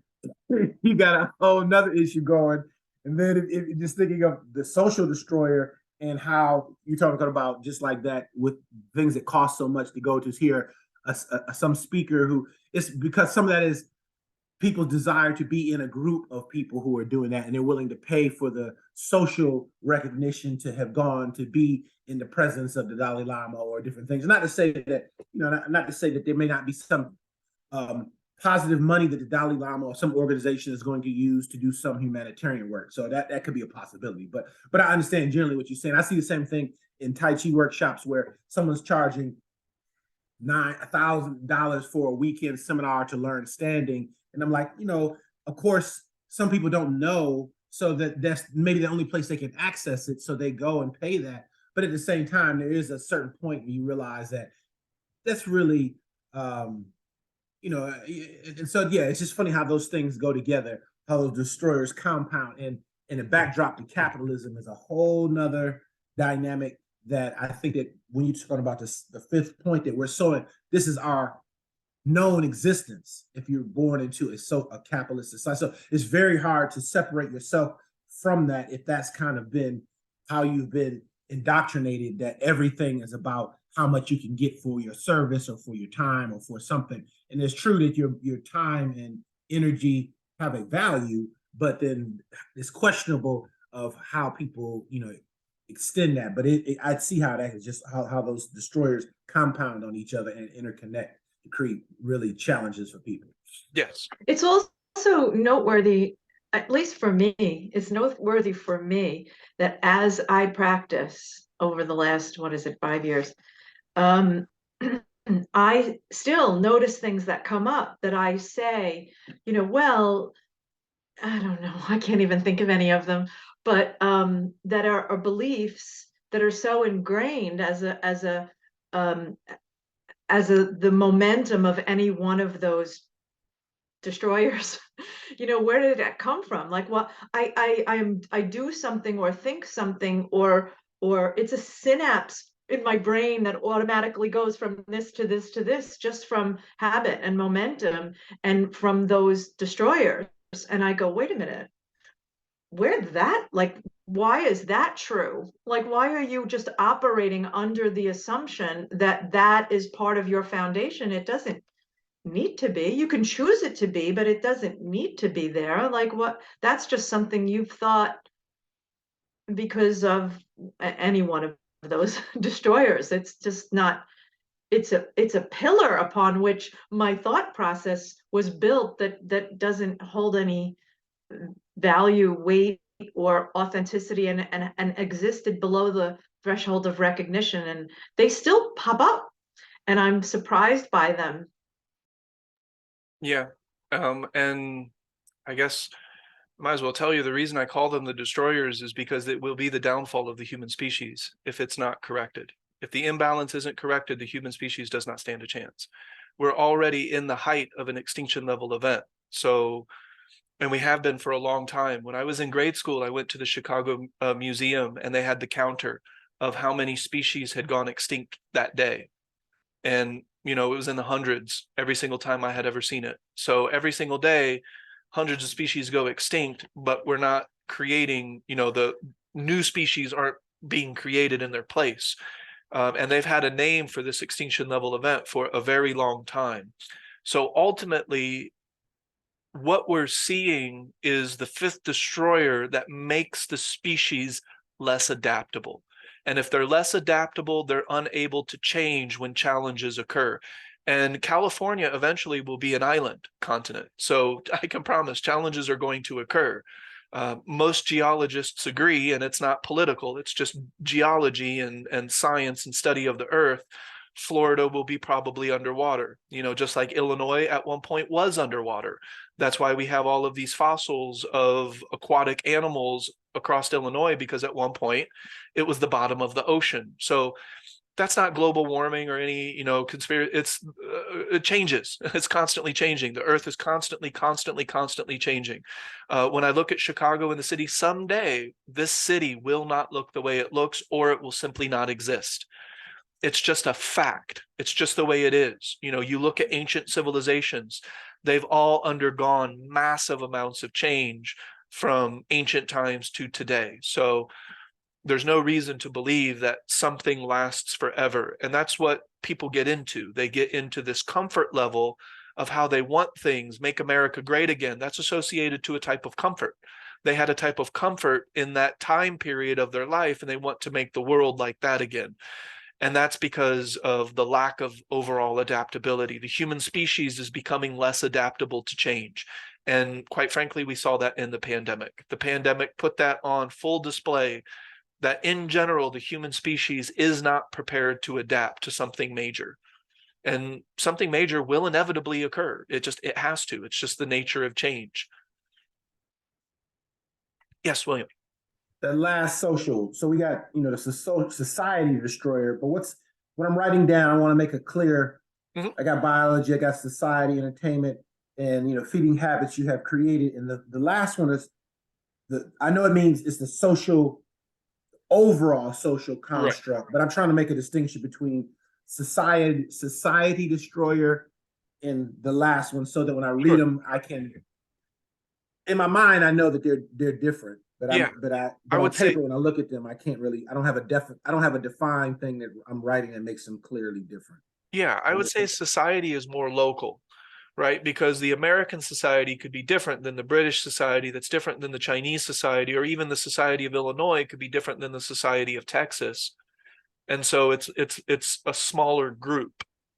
Whereas the fifth destroyer is the human species. Human species. Oh, okay. That does it right there. So So you can look at the social destroyer as, like you said, local culture, your own ethnic identity, yeah, maybe even your how you identify as a man or a woman or some other. I mean, even though that's partly biology, but some of that has a social connotation to being a it male, does. Along with your biology. But human species Married is versus dealing with unmarried. Married right. versus So unmarried. that's that. But then the human species is more looking at just give me a human Thought. The imbalance of thought is an entire human species thing. okay. Everybody's doing it. Whether you're in China, Russia, wherever you are, you're thinking in your predominant language, and thought is grossly out of balance. Operating below the threshold of active recognition, that's a species thing.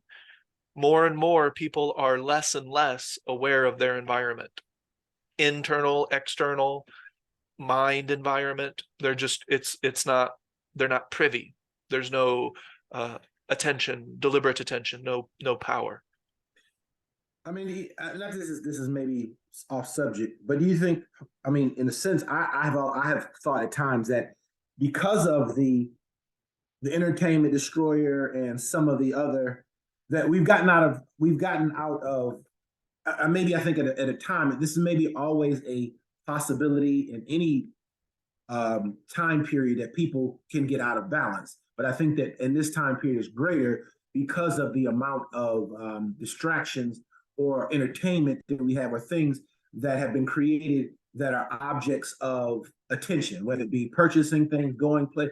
I think when people lived in more smaller communities, that their entertainment was and their experience was different, so that their brain there, and I think that's why this whole thing about understanding our minds is so. This is the what's needed now, is because that maybe at another period people just didn't have the things that stirred the pot, so to speak, stirred their mind into all these different directions, so that in just listening to the sounds of nature, being aware of the environment, that's how you got information. Those are the things you needed to be safe, to be secure, to provide homeostasis in your family, in your household. But now, since those things are kind of removed from us, our brains now are just bombarded with all other types of information that are not necessary, and that's why that fifth destroyer and the entertainment destroyer, they have such a dramatic effect on people. I just think that, and so that's why we need this now, because of we maybe always, you understand what I'm saying, we always needed it, but now it's a much greater need for this, because we have so much that can take us out of our sphere of awareness, because of it's so I think that's why we've gotten to this place, but and also why it's so important now that with all these things, this work is so much more critical for our mental health and our ability to sustain as a species. Yeah, one thing that still kind of confuses me is how we know everything that we need to know, and nobody knows what we need to know. Does that make sense? Like as a Yeah. species, we know about the human experience, how the mind works, how the body works, how habit works, how attention works. We know all of these things, and yet nobody knows about it.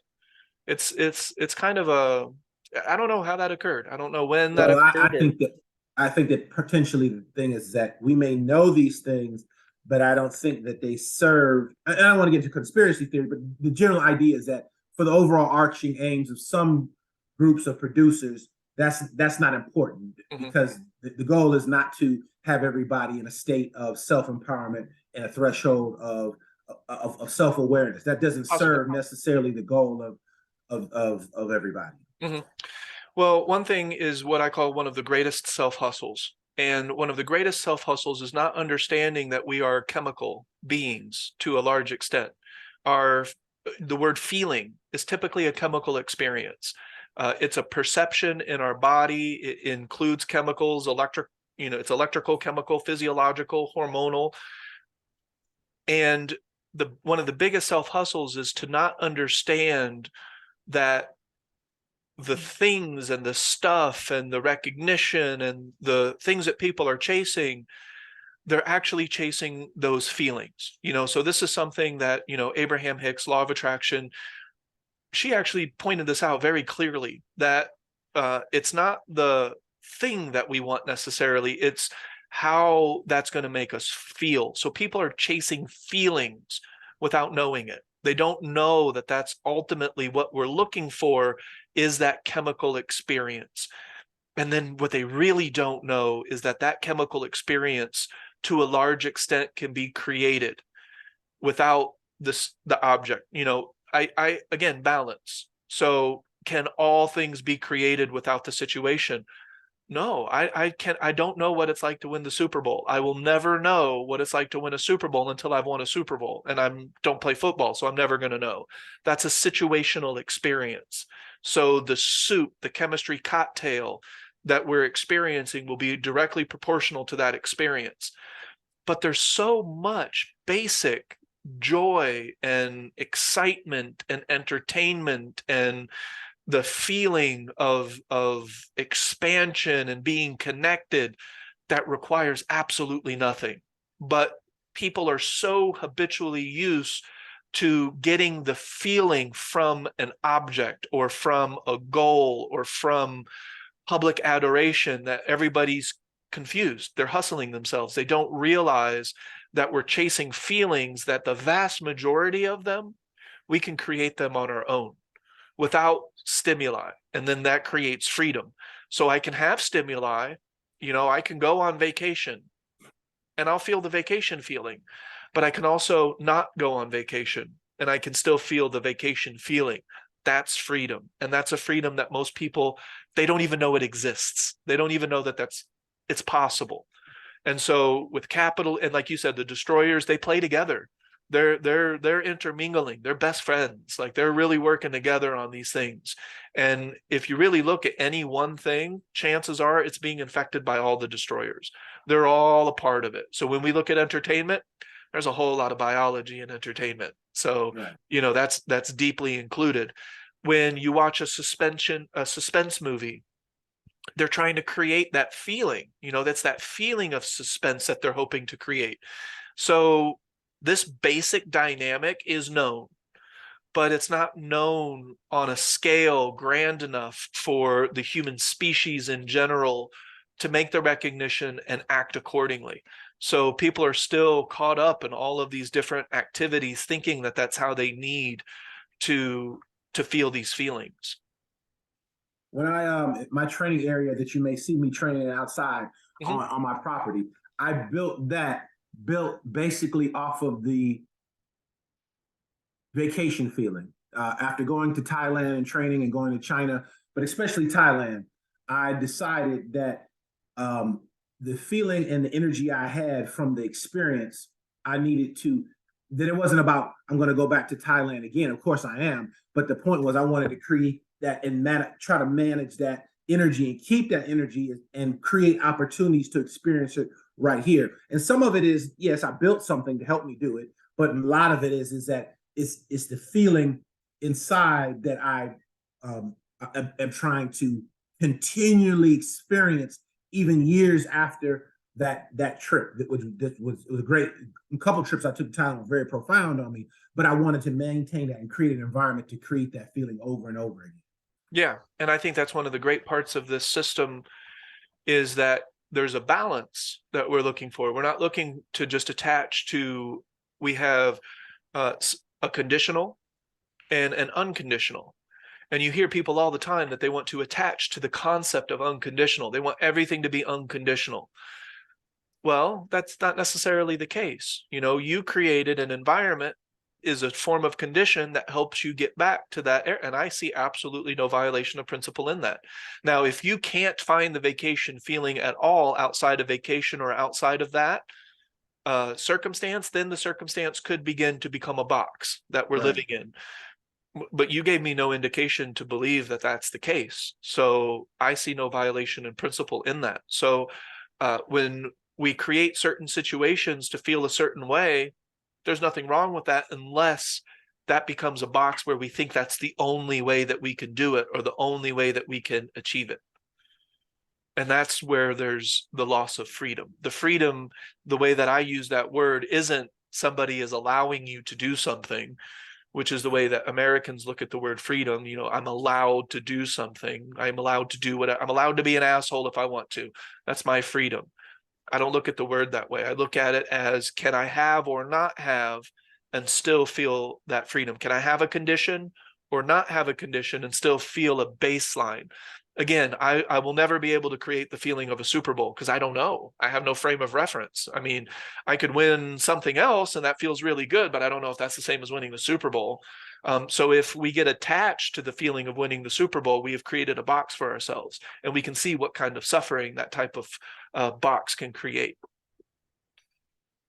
But yeah, no, so I think that finding that balance between situational and or conditional and unconditional is very powerful. Finding the balance between the two. So can I, when I take a vacation, I'm going to enjoy it. I'm going to feel the vacation feeling. I'm going to moderate the entire time. I'm not going to indulge because that is outside of my hydrostasy circle. I'm not going to exist there. But I'm also not going to chase the vacation feeling because I can generate it at will. That's one of the ones for me that is accessible really at any time. But I'm not going to reject vacations because I can create that feeling at will. I'll take a vacation when I want to, if I want to, you know, because that balance exists. Does that make sense? Sure. Yep. All right. So just to recap today's topic, and then I'll post this to YouTube. We talked about, so this is the procedure of hydrostasy now. So if a person is able to maintain one point of attention all day long, we can start to practice the multiple points of attention all day long, up to the 4 directions. And then when a person is maintaining 4 directions at all times, they create infinitely more space. If you're maintaining one direction, you can also create space that you can pay attention to. But with 4 directions, you create more. You're creating more space in the overall volume of thought. And we engage that space grows, it has a feeling, and it becomes a valid point of attention. And when that starts to occur, we can start to interact more with the 3 convergences of breath. We already have awareness because we've been practicing that from the beginning. We also were introduced in the Qigong setting. We had already been introduced to relaxation techniques, posture, breath, and imagination to help the body relax. In addition to other things, you know, you could do acupuncture, you can do movement. That's one of the ways to relax is movement, breath, imagination, focus, that type of thing. Posture. So those will create the physical relaxation, and then breathing with the least amount of muscular tension is when we combine those 2 together, and now we have a powerful, deep, smooth, relaxed, effortless, wildly aware breath. And then because that's one of your 4 directions of attention. That's why that becomes so important, because one of your 4 directions is maintaining breath awareness all day long. I remember the first time that I ever did this, and I don't remember, I think I was just challenging myself. So I wanted to be aware of every breath all day long. And it felt like I climbed a mountain. Like it felt like I had done the most difficult thing that you can imagine. And it did feel good, but it also felt terrible because it required so much. I was forcing it. I didn't have these techniques quite the way that I have them now. And so I was trying to force breath awareness into my practice. And I felt really relaxed, but I also felt kind of terrible at the same time. It was interesting. But what I realized is that it's possible. And I look back on that now and I'm like, I used to think it was difficult or maybe even impossible to be aware of every breath all day long. It's not, especially when it's smooth and it's just relaxed and you're just aware of the freeness. When I talk, I put awareness on my throat. That way I can modulate the way that I speak, which is still breath awareness in a manner of speaking. That's kind of like a bent horizon when, and for me, it was at the 50-50 point, or when I was at the 50-50 point, in other words, 50% of the time being aware of my thoughts, where I realized this isn't impossible. This isn't a goal that's way out there. It's worth having, even though I'll never reach it because I don't have enough years on the planet. It's, peace is good. And even if I have a smattering of it, it's better than not having it at all. But yeah, I remember it feeling like work and feeling impossible, until it wasn't. And then there's a lot of space in just your mind knowing that it's not impossible. You let go of a lot of evaluation of yourself and judgment, and that tired feeling of doing it becomes less, because you know that just stick with it, just be present, and everything else unfolds instead of being an efforting. Yeah. Yeah. And it's interesting because, I remember the devil's advocate when I told myself the common thought that this is impossible, that this isn't realistic, Ernest. Being aware of your breath all day isn't realistic. Not getting angry, that's not realistic. Everybody gets angry. But then my devil's advocate steps up and says, why? What is the principle that says a person must get angry? That's a society thing. That's a human habit that they think we tell ourselves that story that we have to get angry, that I have to, do these things, that it's natural. That's what I meant before, but those thoughts that come up and then you go, wait a minute, why have I always assumed that that's true? Yeah. It's not true. And that is a result of practicing, because there's more space, you have more awareness on your own thoughts, and you're being the watcher, as William described it. There's more self-awareness as a result of the practice. So then you notice those thoughts as they come in, and you don't have to judge them or smack them down, but you go, wait a minute, why do I think that?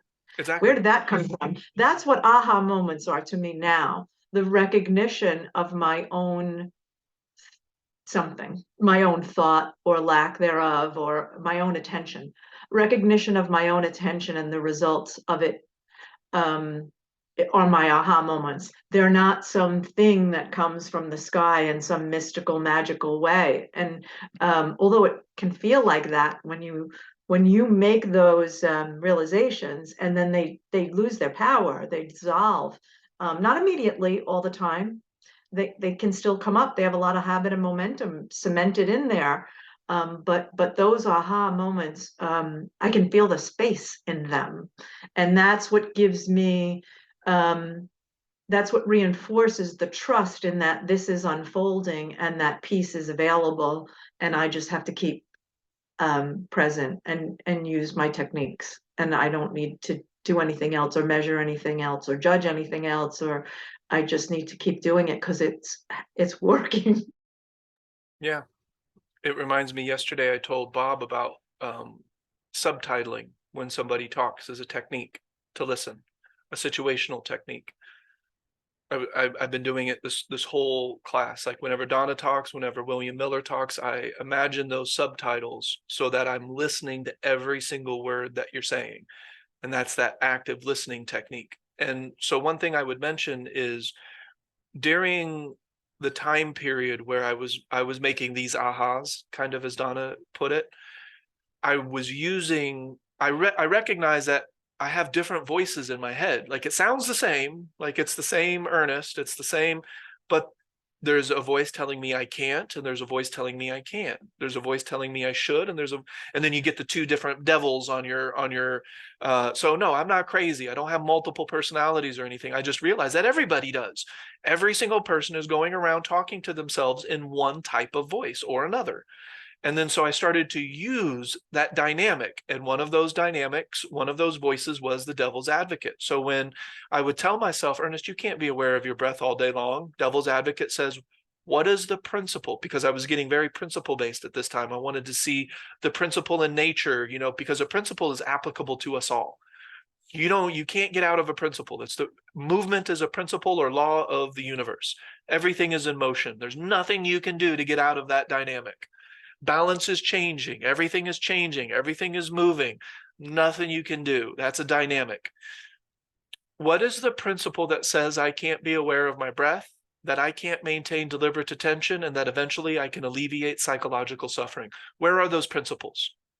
Where is that in the universe? Where does that exist? I don't see it. I don't feel it. So that means it doesn't exist. It's not a principle. And that devil's advocate conversation that I had with myself helped me realize that it is possible, even though it seems really difficult now. Like I can't imagine ever being aware of every breath I take. That sounded so difficult. And now I look back and I'm like, oh, like it's actually just a dynamic of accumulation, continuity, and consistency and momentum. And that momentum, it gets easier, and we find new strategies and new ways to do these things. But And by it, no means is it there's also a relief of the thought. Like I don't have to think that thought because it's not it no longer feels true to me. So when I recognize, if it comes up again and I recognize that I can just go, oh yeah, no, that's just a thought I thought a million times. And now there's more space in the space that we just talked about in class today. And there's relief in that. Every time that kind of realization occurs, you are reducing the overall amount of thinking in your head and therefore making more space available to do all of the rest of the stuff. So engaging that, there's more space for me to engage now, and there's peace in that, and that's my ultimate goal. So yippee. Yeah. It's interesting because when I was living in Florida, I had a Tai Chi teacher from Tai Chi Connection call me. And basically he called me to tell me I was a liar, and that because I told him I don't remember what anger feels like. I really don't. There's certain emotions, jealousy, envy, hate. I don't, those are emotions, right? They're not just concepts. I don't feel it. I don't remember quite what it feels like. Like I can imagine myself getting angry, like the memory isn't gone of it occurring, but I just don't quite remember how that chemistry cocktail, that emotional cocktail feels. And so this Because the components of it don't don't exist exist. anymore. Exactly. I'm not feeding those components, and my practice has gained enough momentum that I don't have as many habitual responses.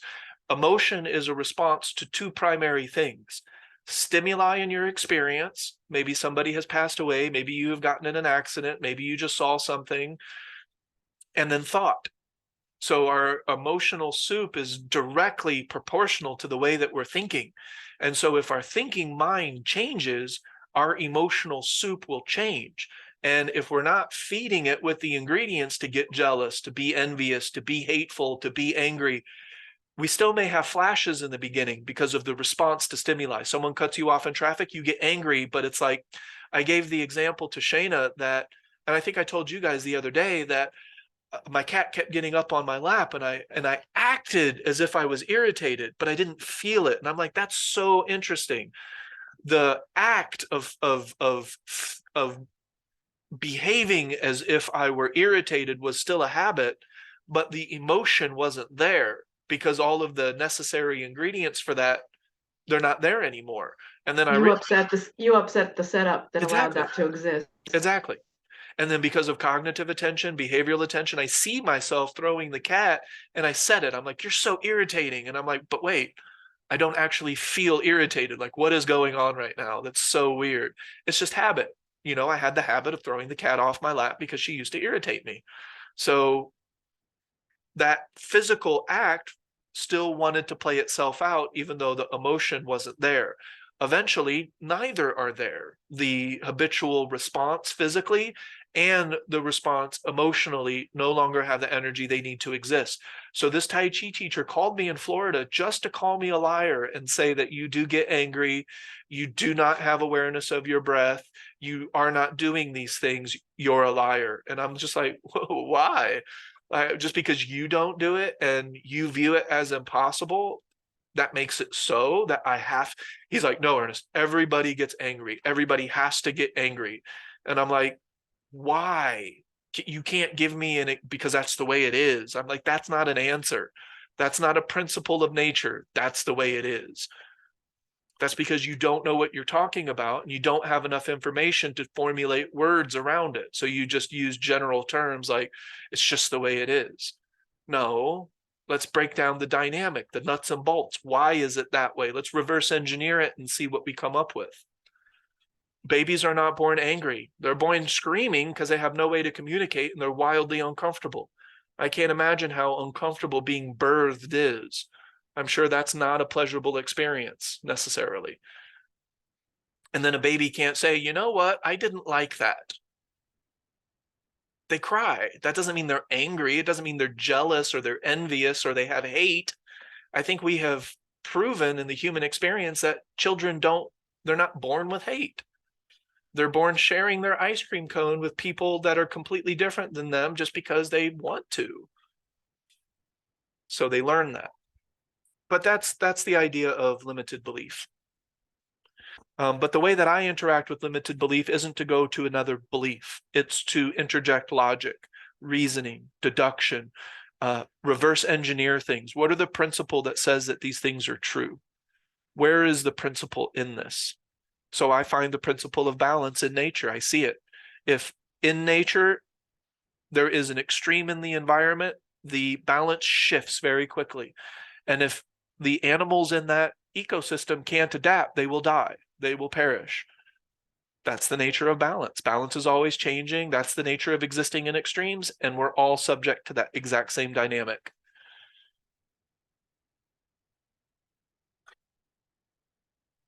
They're just principles.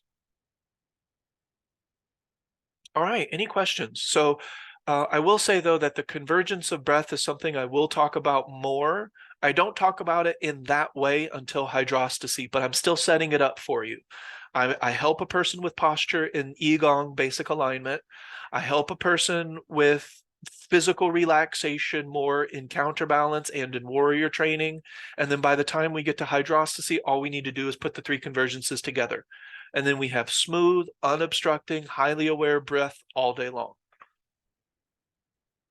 And that will become another entry point into other aspects of the practice. All right, any questions about any of that? And so topics coming up.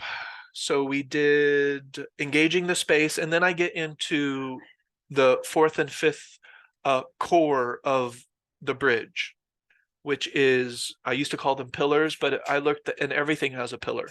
Every practice under the sun seems to have 3 pillars. And so I just used the term core instead. But deliberate modulation is choosing how you want to feel, not changing it, not trying to control. An example, appreciation. I check into appreciation as a baseline of my experience. Even when I'm sick, even when things aren't going my way, there is something to appreciate. I just have to modulate my attention, my energy towards that. And there's a type of an alignment, a connection that occurs, and I can feel a certain way. Now, if I feel absolutely shitty, I can still find appreciation. So I'm very careful about emotions and not just trying to go, oh, I feel sad today. Well, I want to feel joyous. That's not deliberate modulation. That's a form of manipulation and control. Emotion is always changing. There's nothing you can do about it. The trick is not making it worse, not driving it into a whole other factor. If you can find appreciation, the emotion will have a completely different feeling to it than it did without the appreciation. So that's deliberate modulation. Deliberate modulation and sensing energy can arise simultaneously, and there's no one over the other. One can lead to the other can lead to the one. They can both happen simultaneously. But sensing energy is the foundation to the second attention. Say that again. Sensing energy is a way to help create the foundation of the second attention. Sensing into the moment, the fabric of the cosmos, the essence of the moment. Eventually, that essence can become a point of attention. And with some things are going to get a little bit tricky for me to describe. You know, when I talked about existing in 3 points of time simultaneously, that's a very tricky thing to discuss. But here's another one that's maybe even trickier. We have what we call the totality of your life experience. When you're able to open the aperture of attention, you can see more of that. So why do I feel this way? How did I get here? Why do I think that is all revealed to you when the aperture of attention is more broad? So you're not just looking at the result of everything. You can actually see the direction of where things are coming from. And that's why I call it the art of seeing, the act of seeing, because your perception has changed. And the second attention is an altering of human perception all the time. Always being aware of that background. And there are techniques to develop it. Paying attention to the silence behind the sound, the space behind the object, the stillness behind the movement. Those are techniques that you can practice to feel into that abstract quality of the moment. Eventually, that can be maintained all the time. There is duality there, and that's okay. Yep. We're combining the duality to create a third thing, balance. Right, because you can't be aware of it unless you're aware of the duality, because that's what makes it balanced. Well, that's also what makes a point of attention a point of attention, is we have to have the context. We don't have words for things that there are no opposite for because they don't exist to us. If I put a white stripe on a white wall, there's no context, nobody knows it exists. Yes, William. Another working definition for deliberate modulation. So I'm aware of what you mean by deliberate modulation, in the sense that it's, directing your attention.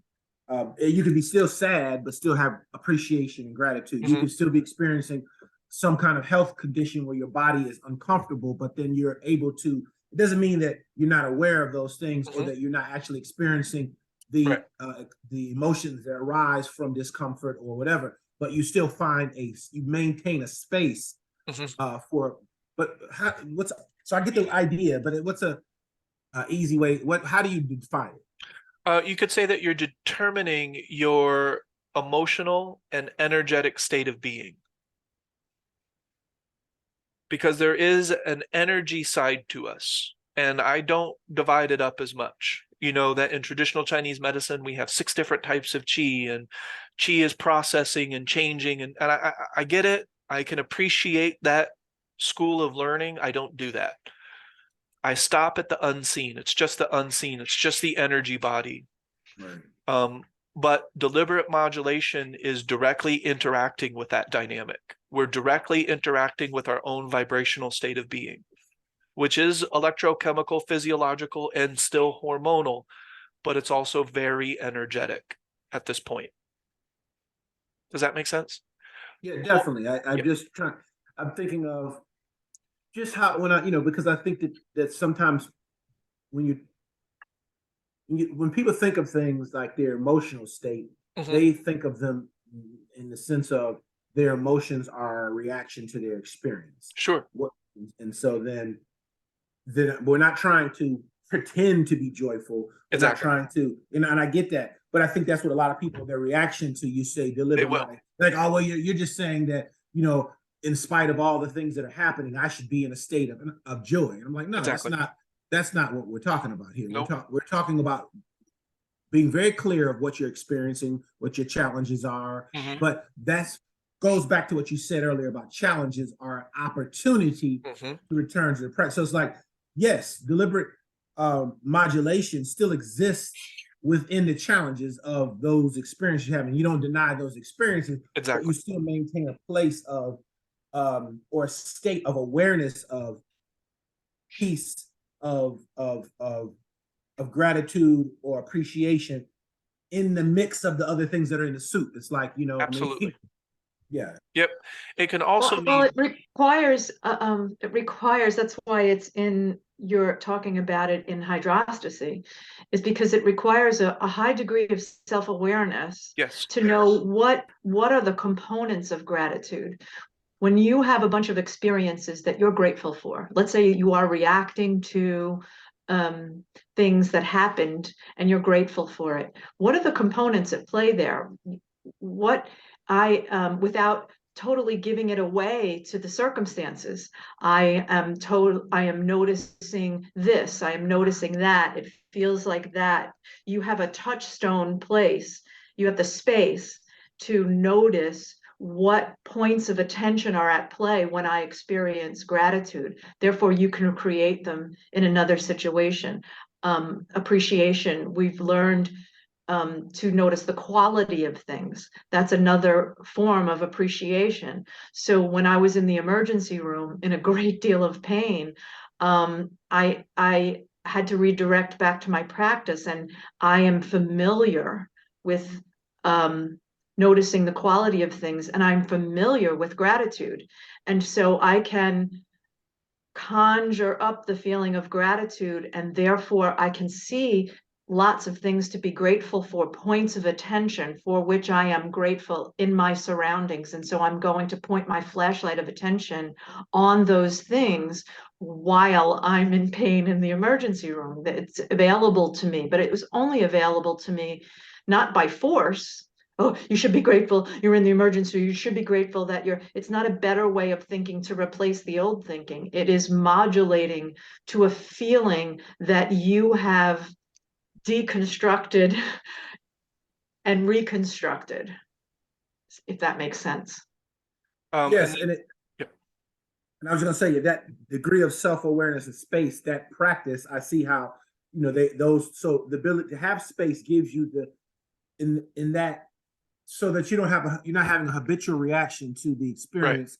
So now, because of your less than habitual reaction, then you have space to be reminded, and you have a space to pull up, as you see, conjured up your appreciation. And it's very interesting, because in the blues music culture, that's what they talk about, the conjure woman, who can conjure up power of emotion in people. But it's interesting, that word conjure, because that's what it's like. You have the space to do it, though. So it's like when you don't have any space, you can't even, you have no place for that to come up.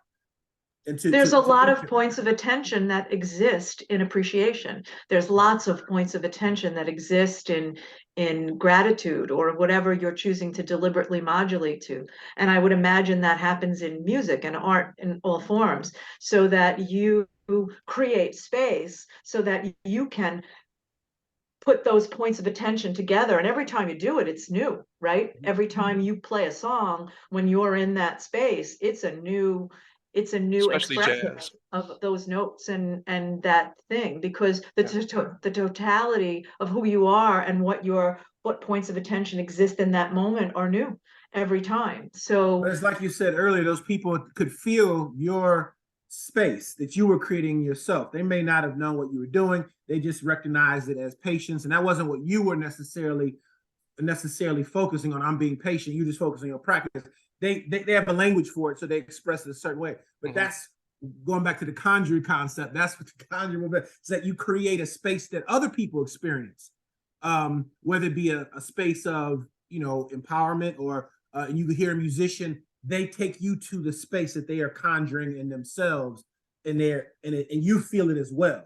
It's like you're open well, to. you respond to it in your way, because if I am fully engaged in my practice, I am creating a new thing, a new energy, a new compilation of things that is communicated in a variety of ways, obviously, and people respond to them with however they respond to them. That's why you can go to a museum and people stand in front of a piece of art and they may have similar reactions, but everyone's reaction to it is unique because their interpretation is through their lens of perception. Yeah. For the sake of the discussion, I do try to maintain multiple types of definitions depending on who I'm talking to. So if I was talking to a more academic group, I would say that deliberate modulation is akin to emotional memory, the ability to recall previous emotional states that we have experienced. Sensing energy is processing our emotional state into a form of memory so that it can be recalled later. It's much more than that. Of course, I can only... Sure, because the totality of who you are at any given moment is different. So it's new and it's a new creation every Right. time. And I would look at deliberate modulation in two primary ways. First of all, we have said that we're doing this after creating space. So that's already there. So what does that mean? It means that the person has peace. Peace exists because that's what the space is. It's a gap in the overall amount of thought, which means the mind isn't fighting itself, which means that we're not fighting the moment, which means that we're feeling some sort of inner peace, right? So inner peace is a part of the equation now. And now that's where deliberate modulation comes through that equation. One is a form of counterbalance. We can still use it as a form of counterbalance, but it's not going from from one state to an opposite state. So if I feel terrible, I want to find the underlining quality because that can exist with everything. I want to find the underlining appreciation because that can exist with everything. I'm just paying attention to what already exists. That's not force, that's not interference, that's not trying to control. So that is a form of counterbalance. But the other way to look at deliberate modulation is let's just assume that we're experiencing less suffering. We're not hurting as much physically, we're not hurting as much emotionally, we're not hurting people around us as much because of that space, because of the practice. Now, another way to look at deliberate modulation is, okay, I'm awake now, I've woken up today, how do I want to feel?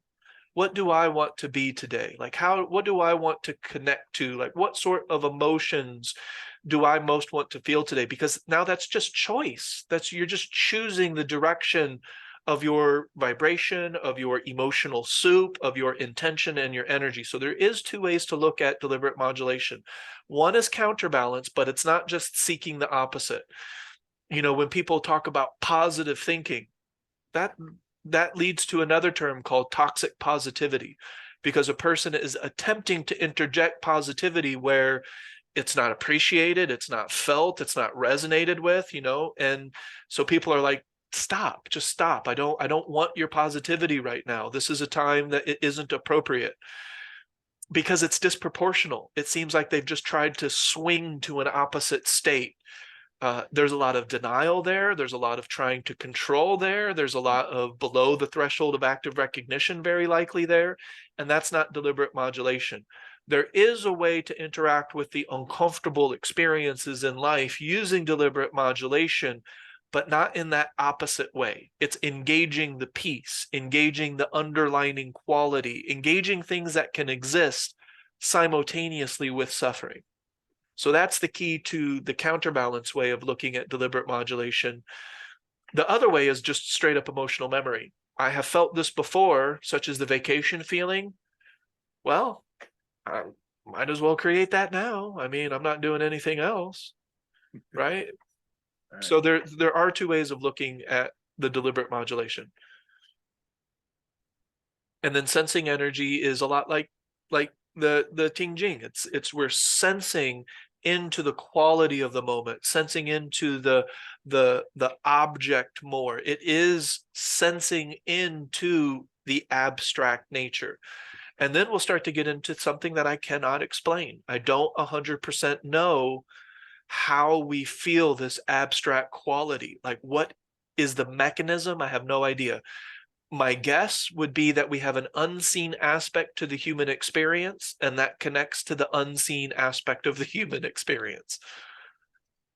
But there's not a lot of, like with sensory perception, we have sensory organs. With introspective attention, we have the peripheral nervous system. With sensing or with deliberate modulation, we have emotional memory. So there's mechanisms for all of these things. Sensing the quality, sensing the abstract beauty of any situation, no matter what it is, that's a little bit more fuzzy to explain how it happens. But fortunately, I don't have to explain how it happens. That doesn't add up to anything at all. I just know that I can do it. And I know that when I'm there, I can balance that, the physical and the non-physical, the abstract and the literal. And there's a lot of power in that balance throughout the day. Does that all make sense? And with acupuncture, I'll be able to meet somebody in all the different stages of suffering. Because it's the thought that led to the child missing their mother, that led to the imbalance of chi, that led to the tummy ache. Qigong gets right to the very root of where everything began, which was the thinking. The acupuncture could be, like yesterday, I was exposed to a lot of dust. That really had nothing to do with the way that I was thinking. That had to do with physical matter being breathed in, and I had a reaction to that. Acupuncture could be a great way to help restore that kind of balance. See what I mean? So I'm going to have a lot of different modalities to help a person establish their Qigong practice. Eventually, the acupuncture that I offer will be in conjunction with some kind of Qigong practice, either directly or indirectly. So they'll either be signing up for Qigong or they're going to sign up for acupuncture and they're going to get a little bit of Qigong.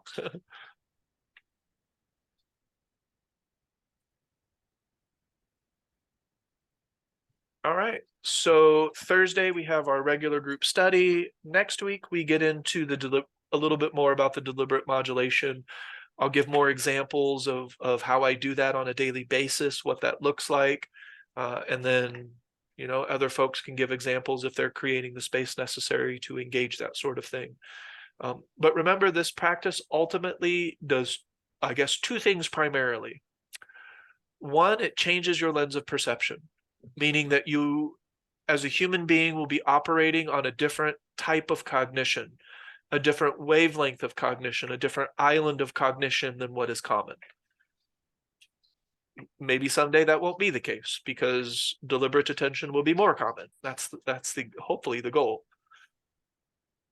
But then also the ability to root yourself in the abstract quality, the abstract of the moment with the literal of the moment. Those two create a type of power and balance. Everything else takes care of itself. There's the last thing that I really talk about in Qigong or the bridge are abstract principles. The first abstract principle is to find that abstract quality and stay there. And that can be there when you're sick, when you're hurt, when you're injured, when you're suffering psychologically to a certain extent. All of that can still exist. The underlining quality doesn't go away just because we stop paying attention to it. Does that make sense? And then at the end of the Qigong practice, at the end of the bridge, a person, if they've been doing this practice faithfully and they've been accumulating momentum, they're not perfect. They're not this image of perfection, because I'm not. I see habits all the time. I had the pull to take something personally. Somebody canceled their Qigong and I'm like, my mind wanted to blame me or to evaluate it, and I'm like, that's impossible. That's the logic thought. That's impossible. I don't know what they're thinking. I haven't talked to them. How can I know? They said that they enjoyed the session and then they felt very relaxed. So maybe I don't need to take this personally. I can just put it on the island of I don't know yet, and I'll accumulate more information and go from there. Maybe when she comes in, she's like, yeah, your shit sucked. I didn't, this is how it could be better. And I'll learn from that. That'll be a challenge that I learn from. But our mind will always be creating habit. So we'll always need to pay attention to make sure that that habit doesn't get out of balance. And if it does, we need to redirect it with the rule of 3 and a commitment to redirecting it every single time it comes up. Because we're not declaring war on habit. I'm not going to create habits purposefully, and I'm not going to try to declare war on them necessarily either.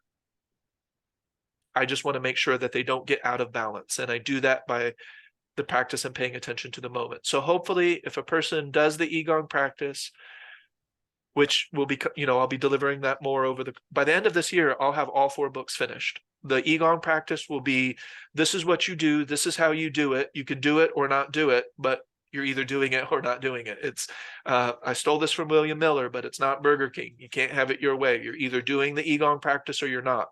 If you're not, maybe you're doing some bridge technique and it's still going to benefit you. And I think that's amazing. It's less difficult. It's more difficult for me to, I don't want to say assure results, but it's more easy to gauge expectations and results when there's more consistency in what we're doing. That's what Qigong provides. It provides consistency to help the result occur. And that ultimate result is a balance between the abstract and the literal. Yes, William. So the Qigong book that you're putting together, Mhm. it's more of, like you said, technique and base oriented, Yes. application oriented. But it's not, or is it? Your Qigong practice is the actual postures, movements, and whatever. But is that in the book? Is the book more focused on, or is it inclusive of all, or is it focused more towards just the actual mind practices as opposed to the physical practice, or is it? The Qigong will focus on the mind practice, and at certain points, it will also recommend and introduce the physical practices as well. So in the first basic alignment, I introduce posture practice so that we can improve our posture so that the physical body can relax, because that's a part of the 3 convergences of breath. When I get into warrior training, I'm going to really recommend more formal practices. And those formal practices will be Qigong, Tai Chi, sitting meditation, and stuff like that. And I will have an extra, maybe like an accessory to the Qigong where it's Qigong, accessory to the Qigong where it's Zhenjuan or sitting meditation or something like that. So it's inclusive, but also separate. Does that make sense? Yeah, but yes, it does. Those sound, the way you described it, it sounded as at some point those will be additions. I was asking in the first publication of the material that you have coming out, it's more, it's you touch on some of those things, but it's there, those what it sounds like to me is that the physical practice that you're touching on relate back to the relate back, as opposed to the 18 postures, and you're going through all these different movements. That is really a simple practice to help you bring some association between the other practices that we've been training, and now bring them into your physical practice. That's what I understand that correctly. You do. And